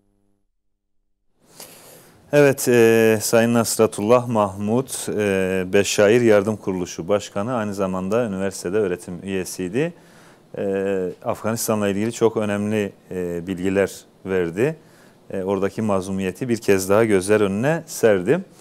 Evet, dilerseniz şu an gelen telefonlara bir bakalım neler gelmiş. Mikail Çiftçi abimize bir dönelim. Sözü ona bırakalım. Neler var acaba? Evet hocam, hayırsever vatandaşlarımız tabii ki bu duruma sessiz kalmadılar. Dilerseniz birkaç isim okuyayım çünkü liste biraz fazla, hepsini okumakta belki zamanımız olmaz. Evet. Serhat Çelik Muş'tan 3000 TL bağışta bulunmuşlar. Yine Ağrı'dan Burhan Aslan yine 3000 TL bağışta bulunmuşlar. Selman Bey İzmir'den 1000 TL bağışta bulunmuşlar. Malatya'dan Nihat Sezer 2000 TL bağışta bulunmuşlar. Yine Hacı Mehdin Diyarbakır'dan emeklilik maaşından, emeklilik ikramiyesinden daha doğrusu 1000 TL bağışta bulunmuşlar. Yine Batman'dan Mehmet Emin Doğru 1000 TL bağışta bulunmuşlar. Tabii yine telefonlarınızı bekliyoruz. Burada telefonlarınıza bakmaya devam edeceğiz. Tüm hayırseverlerden inşallah. Eyvallah, çok teşekkür ediyoruz. Allah-u Teala hayırlarını kabul etsin inşallah diyelim. Fikri Karavil Başkanım şu an yayında mı acaba? Gelen, evet. Şu an evet yayında. Şimdi ben Sayın Başkanım şunu sormak istiyorum. Siz Yetimler Vakfı Genel Başkanısınız. Yıllardır yetimlerle ilgili hakikaten önemli çalışmalarda bulundunuz. Ben biraz da Afganistan'ın yetimlerini konuşmak isterim. Siz belki bu duyguyu en iyi bilenlerdensiniz. Malum dediniz ki orada milyonlarca yetim var. Muhakkak onlarla da iletişime geçmişsinizdir. Onları da görmüşsünüzdür. Belki yardım elinizi onlara uzatmışsınızdır. Oradaki o yetimlerin durumunu sizden öğrenmek isteriz doğrusu. Şimdi az önce Nasratullah Bey, sesim geliyor değil mi? Evet, evet. Sesinizi alıyoruz. Nasratullah Bey de o bölgenin özellikle deprem olan bölgede fakirliğin böyle çok üst düzeyde olduğunu söyledi, ifade etti. Biz bunu gözlerimizle müşahede ettik. Ben geçen ekiple birlikte orada çalışmaları sürdürürken orada böyle biraz da çocuklarla zaman geçirme imkanım oldu. Onlarla böyle iletişime geçtim. İnanın yani hem elektrik yok, su yok. Zaten anne ve baba vefat etmiş. Sadece yani birkaç gün depremin olduğu günden belki o çocuğu orada kimse yıkamamışlar. Evet. Yani oradaki böyle sahipsizliği, kimsesizliği. Çünkü orada hani diğer insanlar da enkazı kaldırmakla, ondan sonra ihtiyaçları gidermekle uğraşırlarken bunlar böyle orada sahipsiz kalmışlar. Onlarca çocuk. Zaten işler arasında inşallah artık yapmamız gereken konuda ve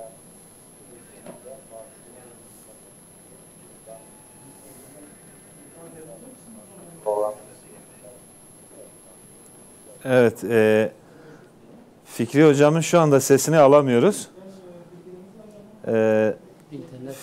Fikri Hocam şu an sesinizi alamıyoruz. Birazdan tekrar bağlanacağız ama önemli bir hususu dile getiriyordu. Özellikle biz dediğim gibi biz şeyi merak ediyoruz Sayın Başkanım. Yani oradaki yaşanan o dramı biz merak ediyoruz. Evet. Doğrusu. Hani hep böyle üstten bakıyoruz. Yani tamam orada bir açlık var, bir sefalet var ama içeriğini tam bilmiyoruz. O içeriği merak ettiğimiz için sorduk. Telefonlarımız var. Önce onları bir alalım. Daha sonra tekrar başkanımıza bağlanacağız. Asiye Yıldız Malatya'dan. Hayırlı akşamlar. Abi selamünaleyküm. Aleykümselam ve rahmetullah. Programımıza hoş geldiniz. Hayırlı yayınlar. Allah hayrınızı kabul etsin inşallah. Abilerimle sizleri selamlıyorum. Aleykümselam. Eyvallah. Rabbim de yardımcınız olsun inşallah. Eyvallah. Buyurun. Abim ben bekleyen kardeşlerimin çok hakkına girmek için önce bir ayet paylaşabilir miyim müsaadeniz varsa? Buyurun. Teşekkür ederim. Estağfurullah. Sizden birinize ölüm gelip de Rabbim beni yakın bir süreye kadar geciktirsen, ben de böyle bir sadaka versem ve salihlerden olsam demezden önce size rızık olarak verdiklerimizden Allah yolunda infak edin. Evet. Yani namaz kılayım demiyor, umre yapayım, oruç tutayım demiyor. Sadaka için geri döndürülmek istiyor.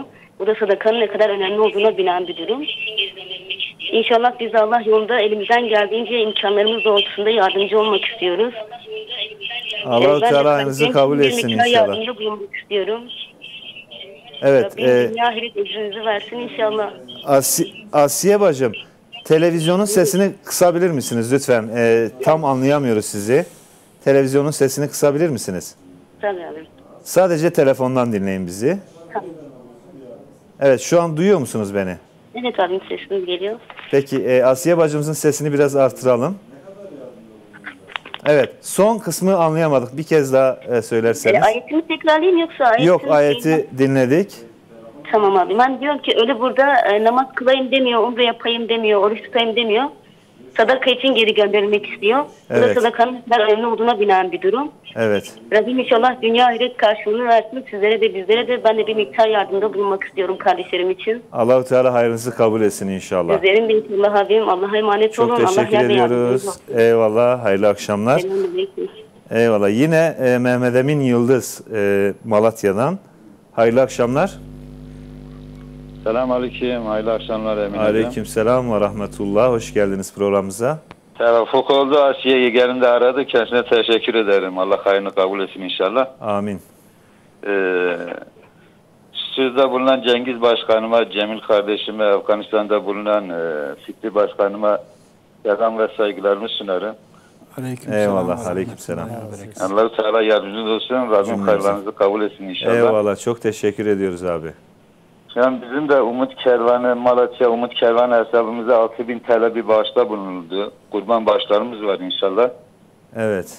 Onları yarın bir şekilde kardeşlerimize göndeririz. Eyvallah. Allah-u Teala sizin de o yardım yapan kardeşlerimizin de hayırlarını kabul etsin inşallah. Amin. Allah razı olsun. Amin hocam. Çok teşekkür ediyoruz. Kızım kumbarasını bağışladı inşallah. Çok güzel. Ona da burada bir şey yapalım. Eyvallah. Allah onun da hayrını kabul etsin. Amin. Allah razı olsun. Çok teşekkürler. Bu çalışma için de Rabbim bereketlendirsin inşallah. Rabbim hayırlarınızı kabul etsin. Amin. Eyvallah. Çok sağ olun. Hayırlı akşamlar. Aleykümselam ve rahmetullah. Evet, çocukların yardımları, demin diğer kardeşimiz de ben kumbaramı bağışlıyorum dediğinde bütün mal varlığını bağışladı dedik. Hakikaten öyle yani. Harçlıklarını alıp kumbarada biriktiren küçük kardeşlerimiz, bütün mal varlıkları, bütün paraları onlar. O parayı alıp bir şekilde, bu güzel bir duyarlılık.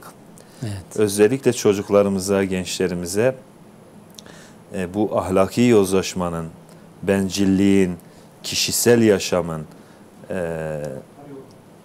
böyle yaygınlaştırıldığı bir dönemde bu öğretiyi öğretebilmek, bu erdemi öğretebilmek, yaşatabilmek çok önemlidir. Ben özellikle de izleyicilerimizden istirham ediyorum. Yani çocukların yani bir sadaka verecekseniz onu çocuğunuza verin, o versin, öğrensin, alışsın. Şimdiden o eğitimi alsın. Hakikaten bu çok önemli. Fikri Hocam henüz bağlanamadı. Biz ona döneceğiz ama o zaman siyasi, evet, şu an imkansızlıkları görüyoruz. Elektrikler gitmiş. Fikri Karavil hocamız şu an karanlıkta kalmış. Fikri Hocam sesim geliyor mu size? Evet benim sesim geliyor mu? Evet geliyor hocam. Herhalde elektrik kesintisi yaşanıyor. Elektrik kesilince internet de kesildi. Burada şu an normal bir telefonun Wi-Fi'siyle bağlandı. Evet. Biz çocukları konuşuyorduk, yetimleri konuşuyorduk. Evet. Buyurun. Devam edelim. Yani dediğim gibi işte orada o zorluklarla birlikte bir de çocukların kimsesizlikleri de çok önemli. Evet. Onlarca çocuk orada büyükler o ihtiyaçları karşılayalım derken onlar böyle kimsesiz bir şekilde orada akşama kadar bekliyorlar. Zor durumda. Yani çok böyle gerçekten anlatılmayacak durumlar var. Biraz zaman geçirme imkanım oldu çocuklarla. Evet. Yani dediğim gibi çok bilmiyorum öyle. Çok da böyle hani anlatamıyorum yani. Böyle o kadar ki zor durumdalar. Yani muhtemelen deprem olduğu günden bugüne kadar o çocukları kimse yıkamamıştır yani. Evet. Peki şimdi tabii o resimleri de biz yayınlayalım bu arada. Rejiden istirhamımız. Şimdi evet. Şimdi bu çocuğun arkasında bir tane küçük bir kız var. Evet. Evet şu an o da görünüyor. Yani muhtemelen saçını falan görüyorsunuz. Orada çocuklar orada oturmuş, ben yanlarına gittim. Yani muhtemelen bu çocuk deprem olduğu günden beri yıkanmamıştır yani. O kadar bir yoğunluk var ki orada hani böyle koşuşturma falan çocuklar ihmal ediliyor yani. Evet, evet. Ama onlarla biraz böyle zaman geçirince gerçekten böyle onlar da o duyduğu o tebessümü görünce insan biraz yaptığı işin ne kadar önemli olduğunu anlıyor yani. Bütün hayırseverlerimizden Allah razı olsun. Eyvallah. Evet. Yapacağınız yardımlar değerli izleyenler, özellikle bu çocuklara, yetim, öksüz, kimsesiz, evi yıkılmış, öyle diyelim, dünyası yıkılmış çocuklara yardım olacak inşallah. Tabii ki... Bilmiyorum, ben konuşurken Emin abi bir şeyler Buyurun. söyledim. O kesinti anına mı denk geldi bilmiyorum. Buyurun. Şimdi programın başında burada 1 milyon çocuğun olduğunu ifade etmiştim. Evet. İnşallah bu acil yardımlar ulaştırıldıktan sonra daha sonraki dönemlerde inşallah böyle orta ve uzun vadede yönetimimizle birlikte güzel projeler yapmayı planlıyoruz. İnşallah Rabbim bizi muvaffak eder. Amin. Amin inşallah. Yolunuz açık olsun tekrardan. Size döneceğiz Sayın Başkanım. Telefon hattımızda bekleyen izleyicilerimiz var. Sözü onlara bırakalım. Sudenaz bacımız şu an telefon hattımızda. Hayırlı akşamlar. Hayırlı akşamlar. Selamünaleyküm. Aleykümselam ve rahmetullah. Nereden ulaşıyoruz? Diyarbakır. Diyarbakır'dan. Buyurun Sudenaz bacım. Afganistan'da olan depremden dolayı çok üzüldüm. Lakin imtihandır. Belki Allah bizleri de imtihan ediyor. Evet. Sizinle bir ayet paylaşmak istiyorum. Buyurun. Bildiğiniz üzere Allah Teala Kur'an-ı Kerim'de şöyle buyuruyor. Allah size vermediği temiz mallardan Allah yolunda vermedikçe gerçek manada iyiliğe ermiş olamazsınız. Eyvallah. Biz de iyilerden olmamız için biriktirdiğim parayı 1000 TL bağış yapacağım. Maşallah. 1000 TL biriktirdiği parayı bağışlıyor Sudenaz bacım. Allah-u Teala hayrını kabul etsin inşallah. Ecrini Amin. artırsın. Çok teşekkür ediyoruz. Hayırlı akşamlar diliyoruz. Hayırlı akşamlar. Evet, İstanbul'dan Mehmet Nesih kardeşimiz telefon hattımızda. Hayırlı akşamlar. Hayırlı akşamlar. Programımıza hoş geldiniz. Selamünaleyküm. Aleykümselam ve rahmetullah. Buyurun. Allah razı olsun.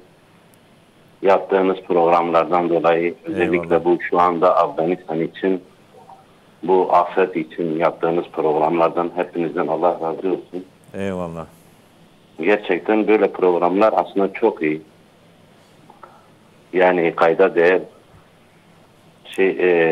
güzel bir şeydir yani. İnşallah. Özellikle hem sevk ediliyor iyiliği, hani iyiliği emreden, hem iyiliği emredersiniz hem yani o şekilde mesela yani nasıl söyleyeyim? Hem de teşvik ederiz. Hem emrederiz hem inşallah iyiliği teşvik ederiz. Aynen. Eyvallah. Yani zaten amacımız da bu. Biz bütün vatandaşlarımızın, Müslüman kardeşlerimizin yardımsever olduğunu, iyilik yapmak istediklerini gayet iyi biliyoruz. Bir vesile, bir kıvılcım olsun istiyoruz böyle programlar. Aynen böyle durum karşısında aslında yani bütün Müslümanlar duyarlı olması lazım. Özellikle şu anda bu programı yaptıran özellikle Rehber TV yapımcılarına, programına teşekkür ederim. Allah razı olsun hepinizden. Yardım yapan ve yaptıran Allah razı olsun. Bir de Afganistan için ben yardımda bulunmak istiyordum. 1000 TL yardım yapmak istiyorum. Allah-u Teala hayrınızı kabul etsin inşallah. Allah razı olsun. Ecrinizi artırsın. Çok teşekkür ediyoruz. Allah razı olsun. Ecmaîn. Hayırlı akşamlar diliyoruz. İyi akşamlar. Sağ olun. Selametle. Evet, Ahmet Kuyabakan kardeşimiz telefon hattımızda. Programımıza hoş geldiniz. Hoş bulduk. Selamünaleyküm öncelikle. Aleykümselam ve rahmetullah. Buyurun. Ben İstanbul'dan arıyorum. Mercek Grup adına arıyorum. Bir daha alalım. Öncelikle böyle bir hayra vesile olduğunuz için BPR TV üzerinden Cengiz hocama, Cemil hocama, özellikle Afganistan'da zor şartlarda şu anda yayına katılan hocamıza, Fikri hocamıza teşekkür ediyoruz. Eyvallah. Evet. Hocam sesin geliyor mu? Sesiniz geliyor. Bizi telefondan dinleyin. Telefondan dinliyorum zaten şu anda. Televizyonun sesini kısalım. Evet, buyurun, sizi dinliyoruz. Yani şu anda hani biz Mercek Grubu adına bir bağışta bir yardımda bulunmak istiyoruz. Eyvallah. Mercek Grubu adına 30.000 TL bir bağışta bulunacağız. Allah-u Teala hayrınızı kabul etsin inşallah. Allah razı olsun. Bir de özellikle bu hayra vesile olan Rehber TV'ye minnetlerimizi sunuyoruz. Eyvallah. Fikri Başkanımıza da özellikle ondan Allah razı olsun bu zor şartlarda yayına katkı sunuyor. Eyvallah. Çok teşekkür ediyoruz. Eksik olmayın. Allah-u Teala hayrınızı kabul etsin inşallah. Allah'a emanet olun. Selametle. Eyvallah. Evet, Hacı Tuna Mardin Mazdağ'ından, o da 500 TL yardımda bulunmuş. Herhalde hattan düşmüşler. Allah-u Teala hayırlarını kabul etsin. Başkanım, söz hakkı size gelmiyor. Hakkınızı helal edin. Aslında amaç hasıl oluyor değil mi? Kesinlikle. Biz burada konuşmak için değil, yardımda bulunmak için biz o konuda buradayız. Hakkımızdan feragat ediyoruz. Yeter ki Afganlı kardeşlerimize bir yardım eli uzansın. Değil mi? Evet. Şimdi tabii biz bu yardımları konuşurken ben tekrar edeyim. Sık tekrar etmek bazen faydalı olabiliyor. Şimdi biz izleyiciler olarak orada yaşanan olayları, o dramları, mesela örnek vereyim size. Şimdi Türkiye'nin farklı illerinde, Elazığ'da, Van'da, İstanbul'da depremler meydana geldi.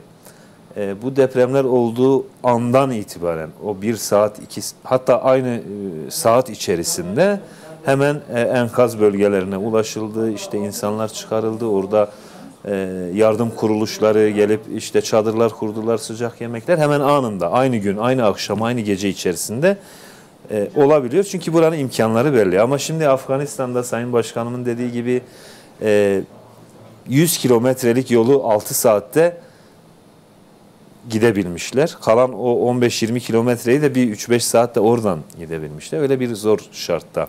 Yani hani bu dramları ben sizden duymak isterim. Siz birebir işin içindesiniz. Siz ve Cemil Başkanım. Özellikle depremle alakalı yani bölgeden aldığımız haberler gerçekten de çok acı. Az önce dediğiniz gibi Türkiye'de bu şartlar daha fazla.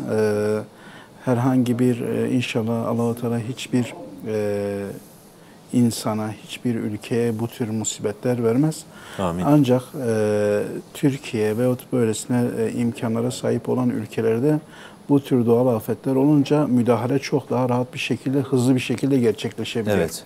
Özellikle geçen günlerde Afganistan'dan bizi ziyarete gelen üniversitede öğretim görevlisi bir hocamız oradaki durumu anlatırken oradaki bazı bölgelere hala gidilmediğini ve şu an enkazın altındaki insanlara ulaşılmadığını, hatta enkaza müdahale edilmediğini söylüyordu.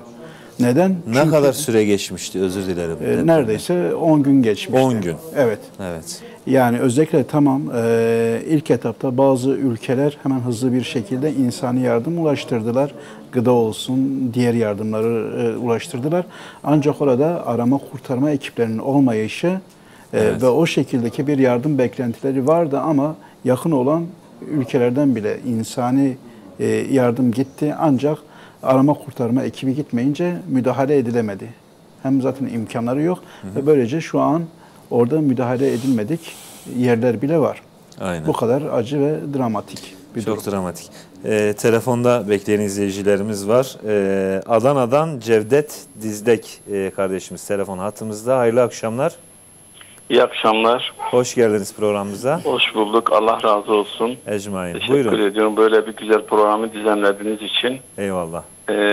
Sayın Genel Başkanımız Cengiz Kurtan abimize saygıyla selamlıyorum ve Yetimler Vakfı Şerefullah Heyeti Sayın Cemil Cahit Ünsal abimize saygı ve sevgiyle selamlıyorum. Eyvallah. Uzak diyarlarda olan Fikri Karavil abimizi de selamlıyoruz. Rabbim yar ve yardımcıları olsun. Amin. Biz de Adana'da Umut Kervanı olarak başkanımızın doğrultusuna vermiş olduğu direktif doğrultusuna şu anda bir çalışma içindeyiz. Evet. Ve kendi derneğimizin şu andaki bütçesinden Afganistan'a 5.000 TL bağışta bulunmak istiyoruz. Eyvallah. İnşallah çalışmamız devam ettikçe de bunları Umut Kervanı aracıyla kendilerine aktaracağız. Çok teşekkür ediyoruz. Allah-u Teala hayırlarınızı kabul etsin inşallah. Teşekkür ederim. Rabbim yar ve yardımcınız olsun inşallah. Allah'a emanet olun. Hayırlı yayınlar, hayırlı akşamlar. Hayırlı akşamlar. Evet, Mardin'den Muhammed Yahya telefon hattımızda. Hayırlı akşamlar. Hayırlı akşamlar. Esselamu Aleyküm. Aleykümselam ve rahmetullah. Muhammed kardeşim hoş geldin programımıza. Hoş bulduk abi. Nasılsınız? Allah razı olsun. İyiyiz. Siz de iyisiniz inşallah. Elhamdülillah iyiyiz abi. Eyvallah. Buyur Muhammed kardeşim.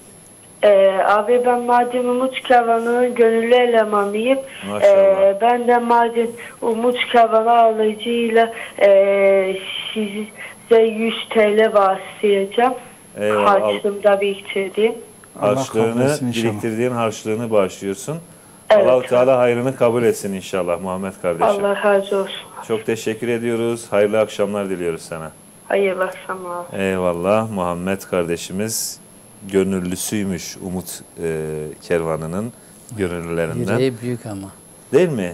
Hocam siz daha iyi bilirsiniz. Bu yardım faaliyetlerinde muhakkak size gelen küçük kardeşlerimiz, yaşlılarımız, hatta şöyle durumlar da olabiliyor mu? Belki kendisi de çok varlıklı olmadığı halde, belki ihtiyaç sahibi olduğu halde yardım eden kardeşlerimiz oluyor değil mi Sayın Hocam? Tabii şimdi hani baştan beri ifade ediliyor. Burada az çok önemli değil. Önemli olan duyarlılıktır. Elini taşın altına koyabilmektir. Evet. Bu vesile işte kardeşlerimize yardım elini uzatabilmektir. Yani önemli olan budur.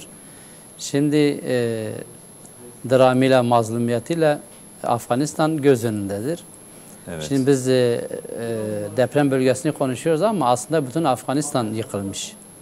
Bütün Afganistan enkaz altındadır. Dolayısıyla evet, dolayısıyla yani bu enkazı kaldırmamız lazım.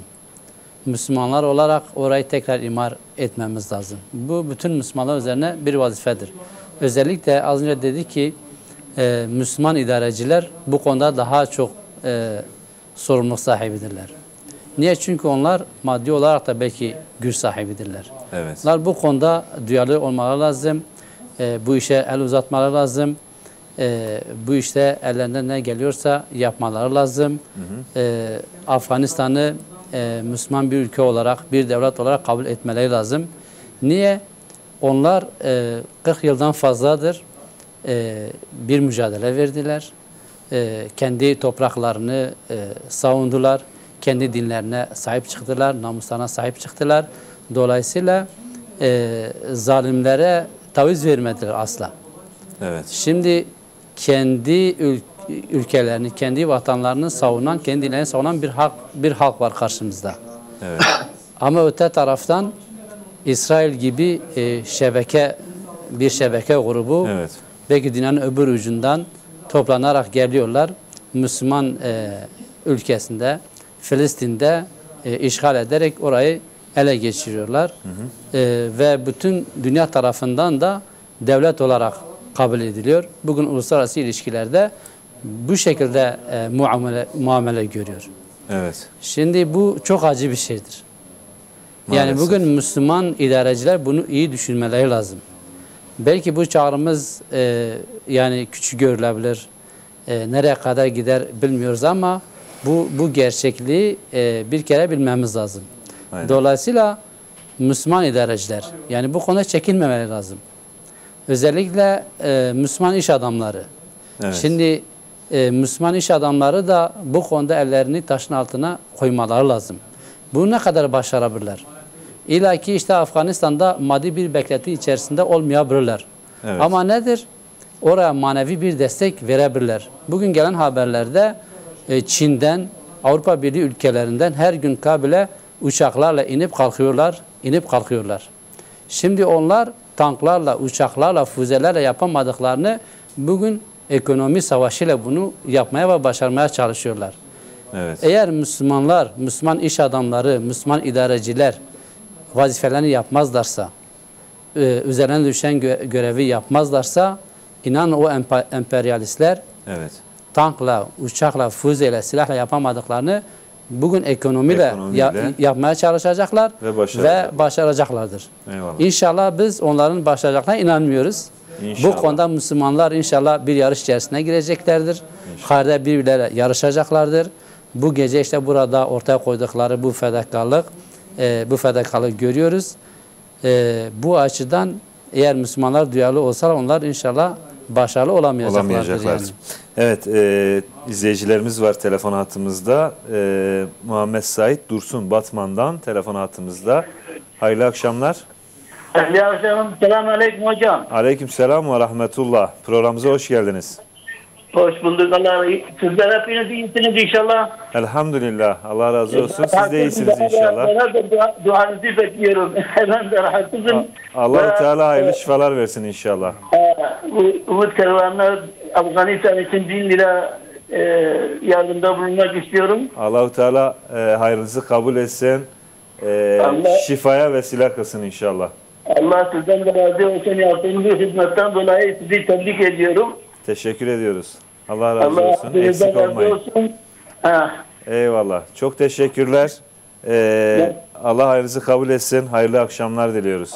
Allah razı olsun. Hayırlı akşamlar. Allah'a emanet olun. Selametle. Evet, Van'dan Ahmet Yasin kardeşimiz telefon hattımızda. Hayırlı akşamlar.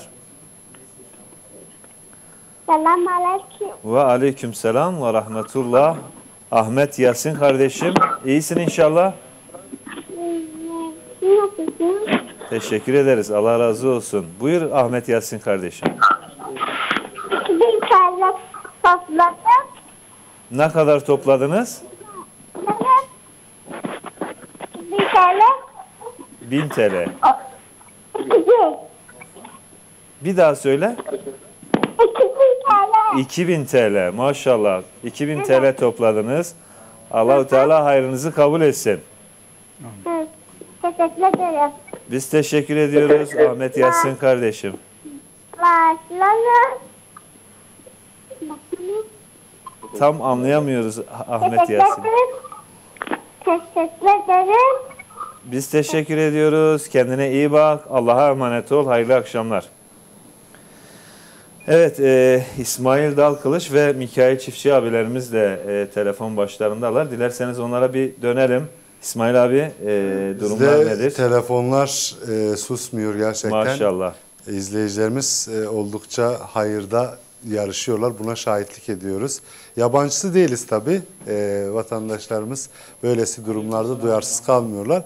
Birkaç isim ifade edeyim çünkü telefonlar çalıyor. Aynen. Cevap vermek gerekiyor. Diyarbakır'dan Kadir Bey, Kadir Kaçmaz, bir kurban bedeli bir de 1200 lira toplam 3000 TL Afganistan'a yardım göndereceğini söyledi. Dekont da gönderdiler bizlere.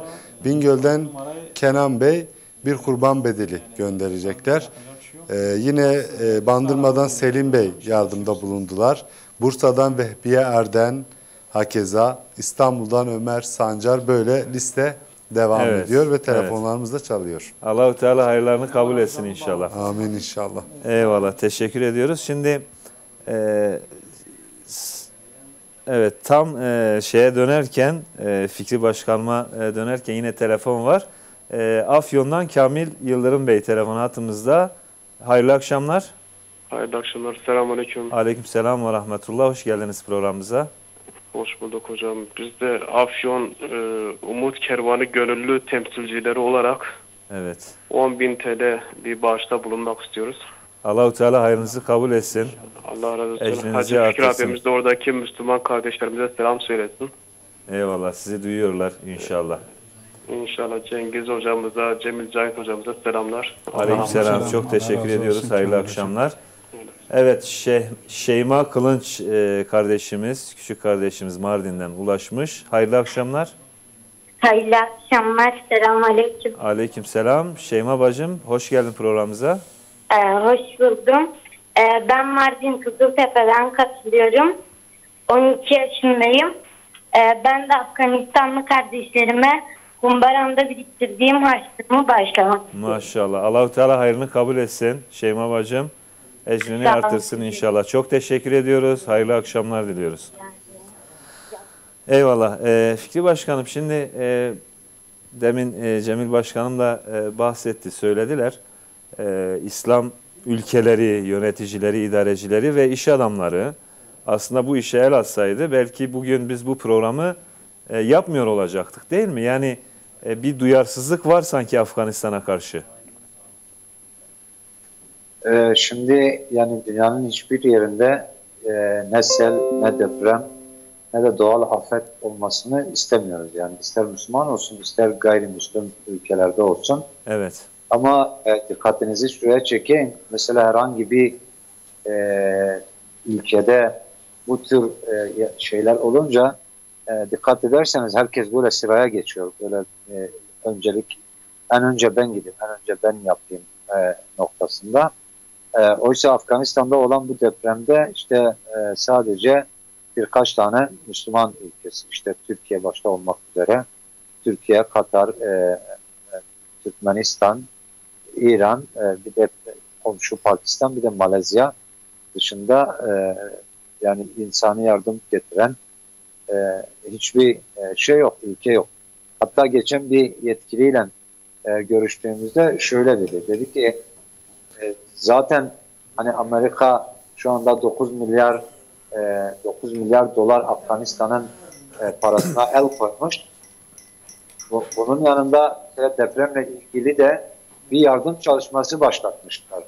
İşte Birleşmiş Milletler ve Amerika'daki bazı kuruluşlar deprem adına işte Afganistan'da deprem olmuş, yardımları oraya götüreceğiz. O ad ile yardım topluyorlar ama o topladıkları paraları şu anki mevcut İslam Emirliği'ne karşı mücadele eden bazı sivil işte toplum, güya sivil toplum kuruluşlarına destek olup toplumun ifsad edilmesi ve mevcut hükümeti zor durumda bırakması için deprem için toplanan paraları o tür kuruluşlara götürdüklerini ifade ettiler. Yani şöyle yanlış anlaşılma olmasın.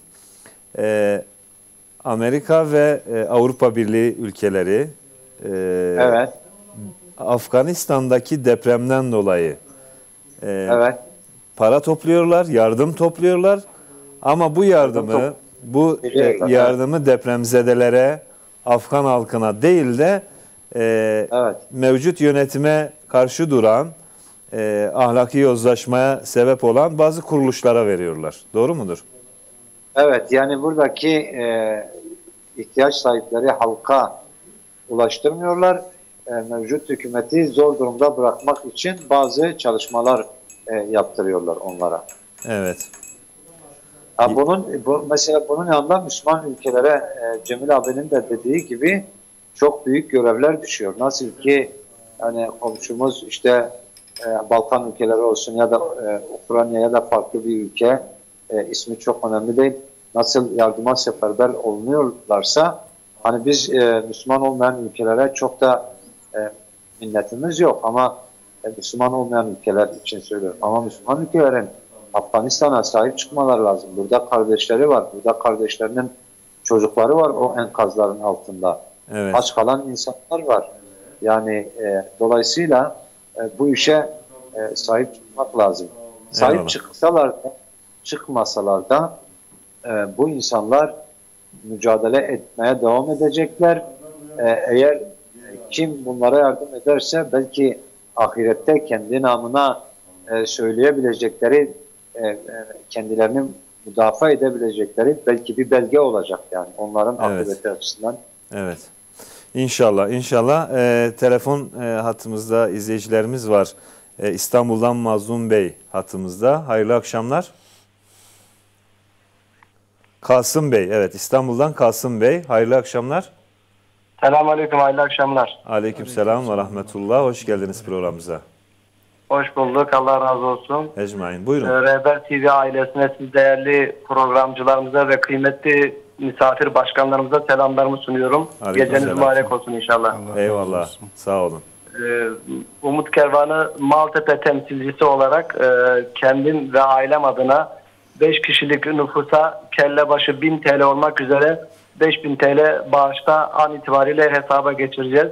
Eyvallah. Eksik olmayın. Allah-u Teala hayrınızı kabul etsin. Cümlemizin şöyle bir istemim var. Yardımda bulunan hayır sahiplerinin, izleyicilerinin ve buna vesile olan arkadaşlarının sosyal medyayı yoğun bir şekilde kullanıp programa destek vermelerini rica ediyorum. Sosyal medyayı ihmal etmemelerini ve bunu paylaşımlarla yaymalarını rica ediyorum. Evet, çok teşekkür ediyoruz Kasım Bey. Allah razı olsun. Allah-u Teala hayrınızı kabul etsin. Hayırlı geceler olsun inşallah. Selametle. Evet, sosyal medya demişken Afganistan'a yardım vakti hashtag ile tabii bir desteklerimizi sunalım. Şu an 3. sırada.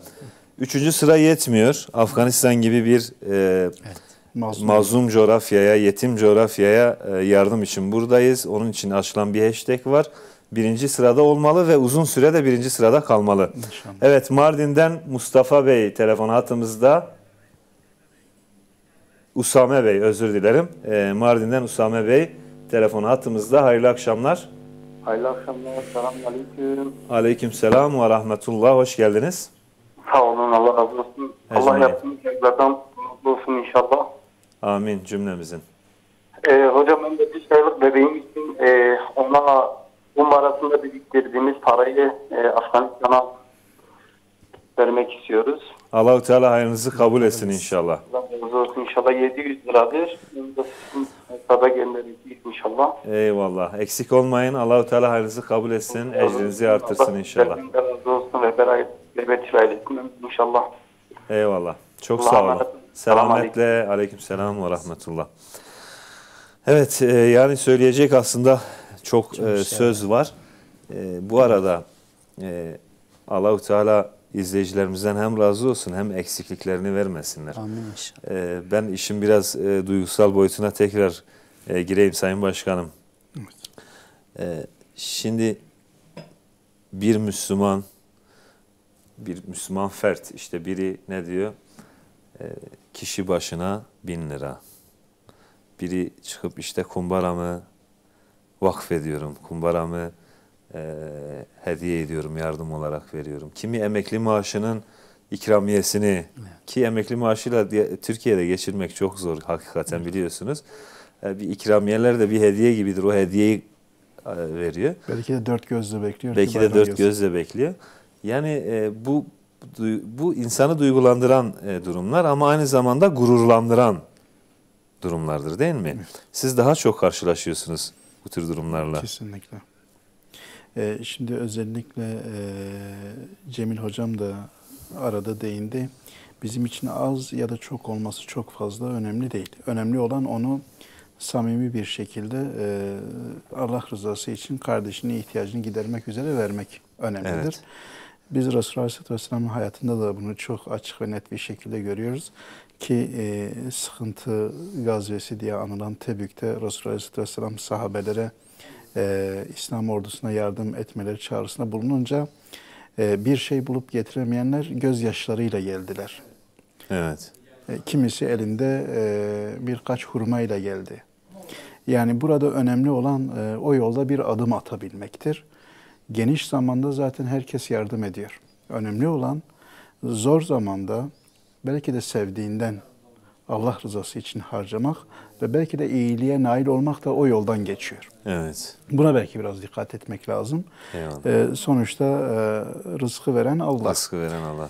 Kesinlikle biz o kardeşlerimize yardım etmezsek bile o kardeşlerimiz açlıktan ölecek değiller. Evet. Allah-u Teala bir şekilde onların rızkını verecek. Ancak verdiklerimiz bizim için kâr olarak hanemize yazılacak. Sıratta, kabrimizde, o zor sıkıntılı günde bizim imdadımıza yetişecek İnşallah olan o iyiliklerimizdir. Evet. Taha Şimşek Diyarbakır'dan telefon hattımızda. Hayırlı akşamlar. Hayırlı akşamlar. Hoş geldin programımıza. Selamünaleyküm. Aleyküm selam ve rahmetullah. Taha kardeşim buyur. Ben öncelikle sizin yaptığınız bu yardımlar için Allah razı olsun. Ecmain inşallah. Ben babamın iş yerinde çalışarak biriktirdiğim 250 TL'yi Afganistan'a bağışlamak istiyorum. Allah-u Teala hayrını kabul etsin Taha kardeşim. Sen de bütün mal varlığını vakfetmişsin. Allah ecrini artırsın inşallah. Amin. Çok teşekkür ediyoruz. Hayırlı akşamlar diliyoruz. Evet, Medine Hanım Kayseri'den ulaşmışlar. Hayırlı akşamlar. Hayırlı akşamlar. Hoş geldiniz programımıza. Hoş buldum. Allah razı olsun. Ecmain. Buyurun. Ben 300 TL maaş yapıyorum. Allah-u Teala hayrınızı kabul etsin. Için. Eyvallah, eyvallah. Allah-u Teala hayrınızı kabul etsin inşallah. Amin. Allah sizden de razı olsun. Oraya bir vesile olmuşsunuz. O yetimlere yardım tutuyorsunuz. Eyvallah. Eyvallah. İyi akşamlar. Çok teşekkür ediyoruz. İyi akşamlar diliyoruz.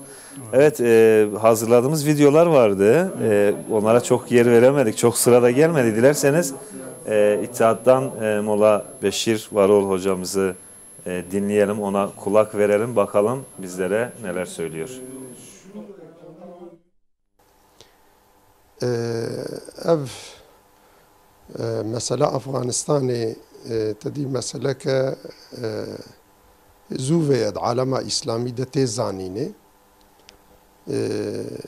cihada ke zede kirin و eziyete ke zede ditin meşakkat ke zede fedakari ke zede kirin ومعلومة قالك شهيد دان قالك يعني هم زاروك من حتى إيرو أم مجادلة دومينة جبروي يعني أفغانستان افتخار أمتية دعيني زمان دا أفغانستان برينك جبريني أمتي يجي دورة يعني قالك وكما قلتي مشقتي زيادة ضرباس كرن أو مشقت هيجي دومينن أما جبركو الحمد لله ظفرك ستاندن بسركتن الحمد لله إلو دولتك إسلامي الجوري شريعة خده آوا كرنه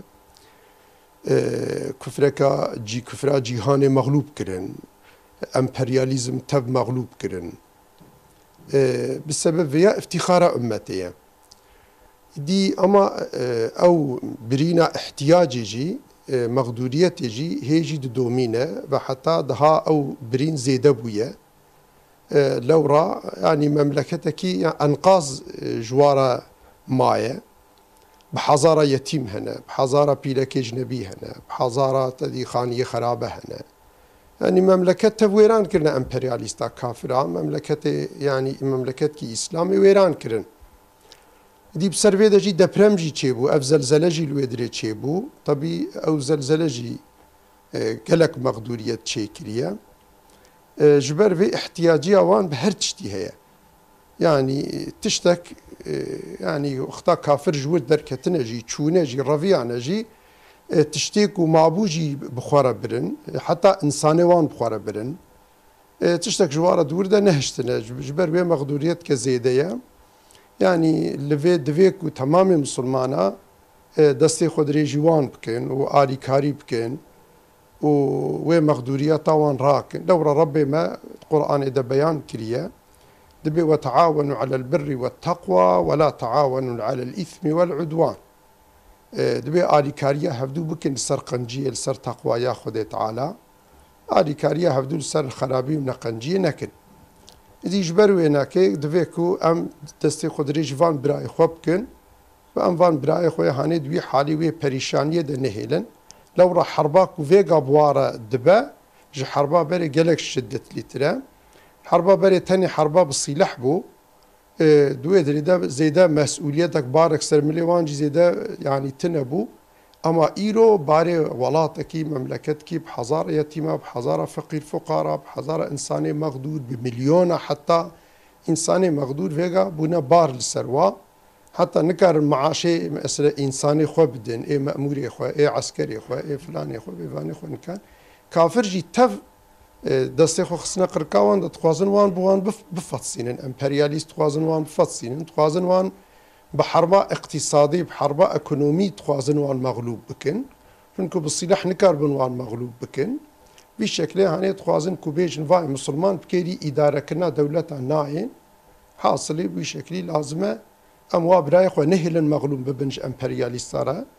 Em divê li wan xweyî derkevin wa balê wan feqîr û fuqara wa, yetîma wa, miskîne wa, perîşana dist wê me de çünkü Musulman tev mes'ûlê ji hevin. Dî Xwedê Teala selametî bide ve selamu aleyküm ve rahmetullahi ve berekatuhu. Evet, Seyda Molla Beşir Varol, namı diğer Molla Mizgin hocamız Kürtçe yine Afganistan'la ilgili bu programla ilgili konuştular. Allah-u Teala razı olsun. Hocam WhatsApp numaranız var ekranda. Muhtemelen oraya gelen yardımlar da var. Evet. Onlarla devam edelim.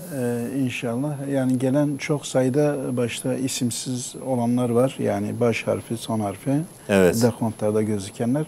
Onun haricinde gözükenlerden biraz zikretmek istiyorum ben. Medeni Kaan özellikle birkaç defa göndermiş. Nimet Çetinkaya, Feyzanur Atabey, Halil Uslu, Felemez Aktaş, Gülseren Arbağ, Kehribar Yapı İnşaat, Muhammed Veysi Dündar, Muhammed Fatih Ak Yıldırım, bir izleyicimiz 48.000 lira bağışta bulunmuş. Maşallah. Ebu Bekir Aşkara, Halil Askar gibi hayırseverlerimiz WhatsApp üzerinden bize ulaşmışlar. Allah Teala hayırlarını ve kabul ismini etsin. zikretmediğimiz birçok eyvallah. Allah Teala tümünün hayırlarını kabul etsin inşallah. İsmail Dalkılıç ve Mikail Çiftçi abilerimiz de telefon başındalar. Acaba orada durum nedir İsmail abi? Doğrusu demin Afganistanlı bir izleyicimiz Mikail kardeşimizi aradı. Ben hemen sözü kendisine bıraksam bende de var tabii. Tamam. Önce Mikail abiden alalım. Evet tabii Afganistan'ı biri arayınca daha farklı bir boyut kazanıyor. Yani kendisi Afgan'da olmasına rağmen belki kendisi de mağdurdur ama kendisi de 1000 TL bir bağışta bulundu. Maşallah. Feyzullah Aksar isminde. Yine Nurel Tarım Ürünleri adına 1000 TL bağışta bulunmuşlar. Fatih Demirbaş Kayseri'den 1000 TL bağışta bulunmuşlar. Yine küçük bir kardeşimiz canlı yayına bir türlü bağlanamadı ve babasının kendisine aldığı en güzel bisikletini hediye etmek istediğini söyledi. Maşallah. Maşallah. Esma Gültekin Mardin'den. Yine Usame Dağçı Mardin'den kumbarasını başladı 720 TL. Evet. Giyasettin Arslan Bursa'dan 1000 TL bağışta bulundular. Ve yine Şemsettin Şahin Antalya'dan 1000 TL bağışta bulundular. Eyvallah. Evet. Ömer Sancar İstanbul'dan, Birgül Algan Kozluk, Bahattin Keskin Gaziantep, Mehmet Tetik İstanbul'dan da bize muhtelif bir şekilde yardım gönderen birkaç izleyicimizdi. Eyvallah. Allah-u Teala hepsinin hayrını kabul etsin Amin. İnşallah. Diyelim Afganistan'a yardım vakti hashtag'imiz var. Devam ediyor. Şu an kaçıncı sırada bilmiyorum ama listenin en üstüne gelmeli bence. Bunu hak ediyor. Tabi burada sizlerin payı büyük. Böyle sosyal medya hesaplarınızdan, Twitter'dan orayı tıklayıp, oraya bir şeyler yazıp, beğenip, retweetleyebilirsiniz. Böylelikle sizler de katkıda bulunmuş olursunuz. Evet, Yusuf Zerey kardeşimiz, Yusuf Zerey'di değil mi? Yanlış duymadım inşallah. Yusuf Zeren kardeşimiz, küçük bir kardeşimiz telefon hattımızda. Hayırlı akşamlar. Selamünaleyküm. Aleykümselam ve rahmetullah. Hoş geldin programımıza. Hoş bulduk. Yusuf kardeşim buyur. Ben kısa bir hikaye anlatabilir miyim? Çok kısa inşallah. Evet. Tamam. Bir gün adamın biri televizyonu bozuluyor, tamirciye götürüyor.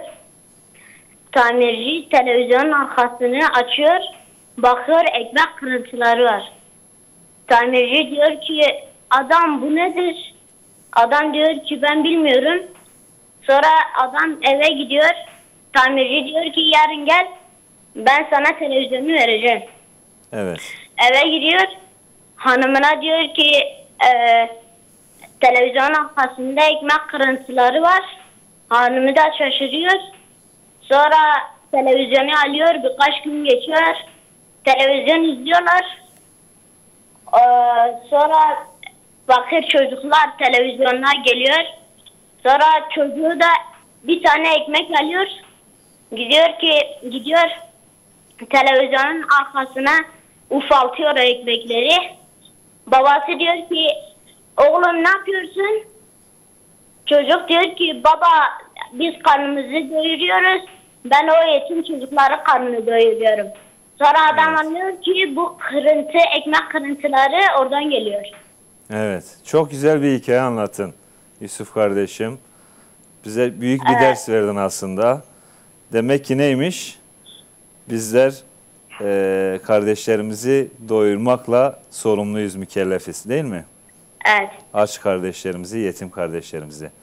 Allah-u Teala hayrını kabul etsin. Ben televizyon izlerken dayım aradı. Bana para gönderdi 500 lira. Ben o 500 lirayı oraya göndereceğim inşallah. Allah-u Teala hayrını kabul etsin. Sen de o diğer kardeşimiz gibi. Zaten Yetimler Vakfı evimizin önünde oraya götüreceğim ben. Çok güzel olur. Allah-u Teala hayrını kabul etsin. Allah hayrını kabul etsin. Hayırlı akşamlar, selametle.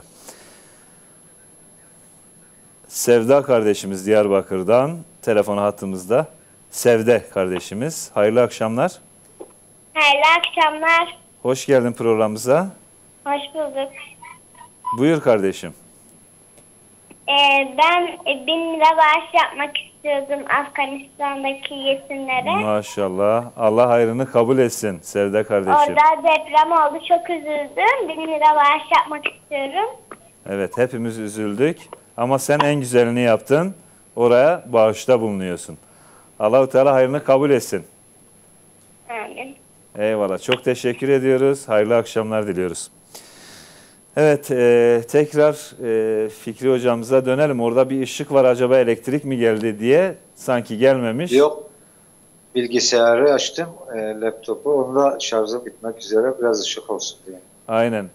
İletişim kanallarımız kapanmadan Fikri hocam sizinle devam edelim. Şimdi özellikle son yarım saatte daha çok çocuk kardeşlerimiz, çocuklarımız bize ulaştılar. Ve kumbaralarını ya da onlara gelen harçlıkları infak ettiler. Bağışta bulundular. Siz bu durumu iyi bilirsiniz. Neler söylemek istersiniz?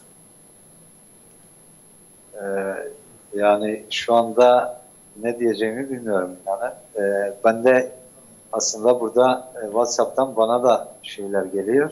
Evet. Yani çocukların derdini iyi anlıyor. Herhalde ondan olsa gerek. Özellikle çocukları anlattıktan sonra biraz daha çocuklar ağırlık verdi. Evet. Bir de şu an saat 12 değil mi sizden? Evet, şu an 12'ye çeyrek var. Burada saat 2. Bu çocuklarımız daha 12'ye kadar yatmamışlar. Bu programı izleyip belki katkı sunmak için bekliyorlar yani. Evet.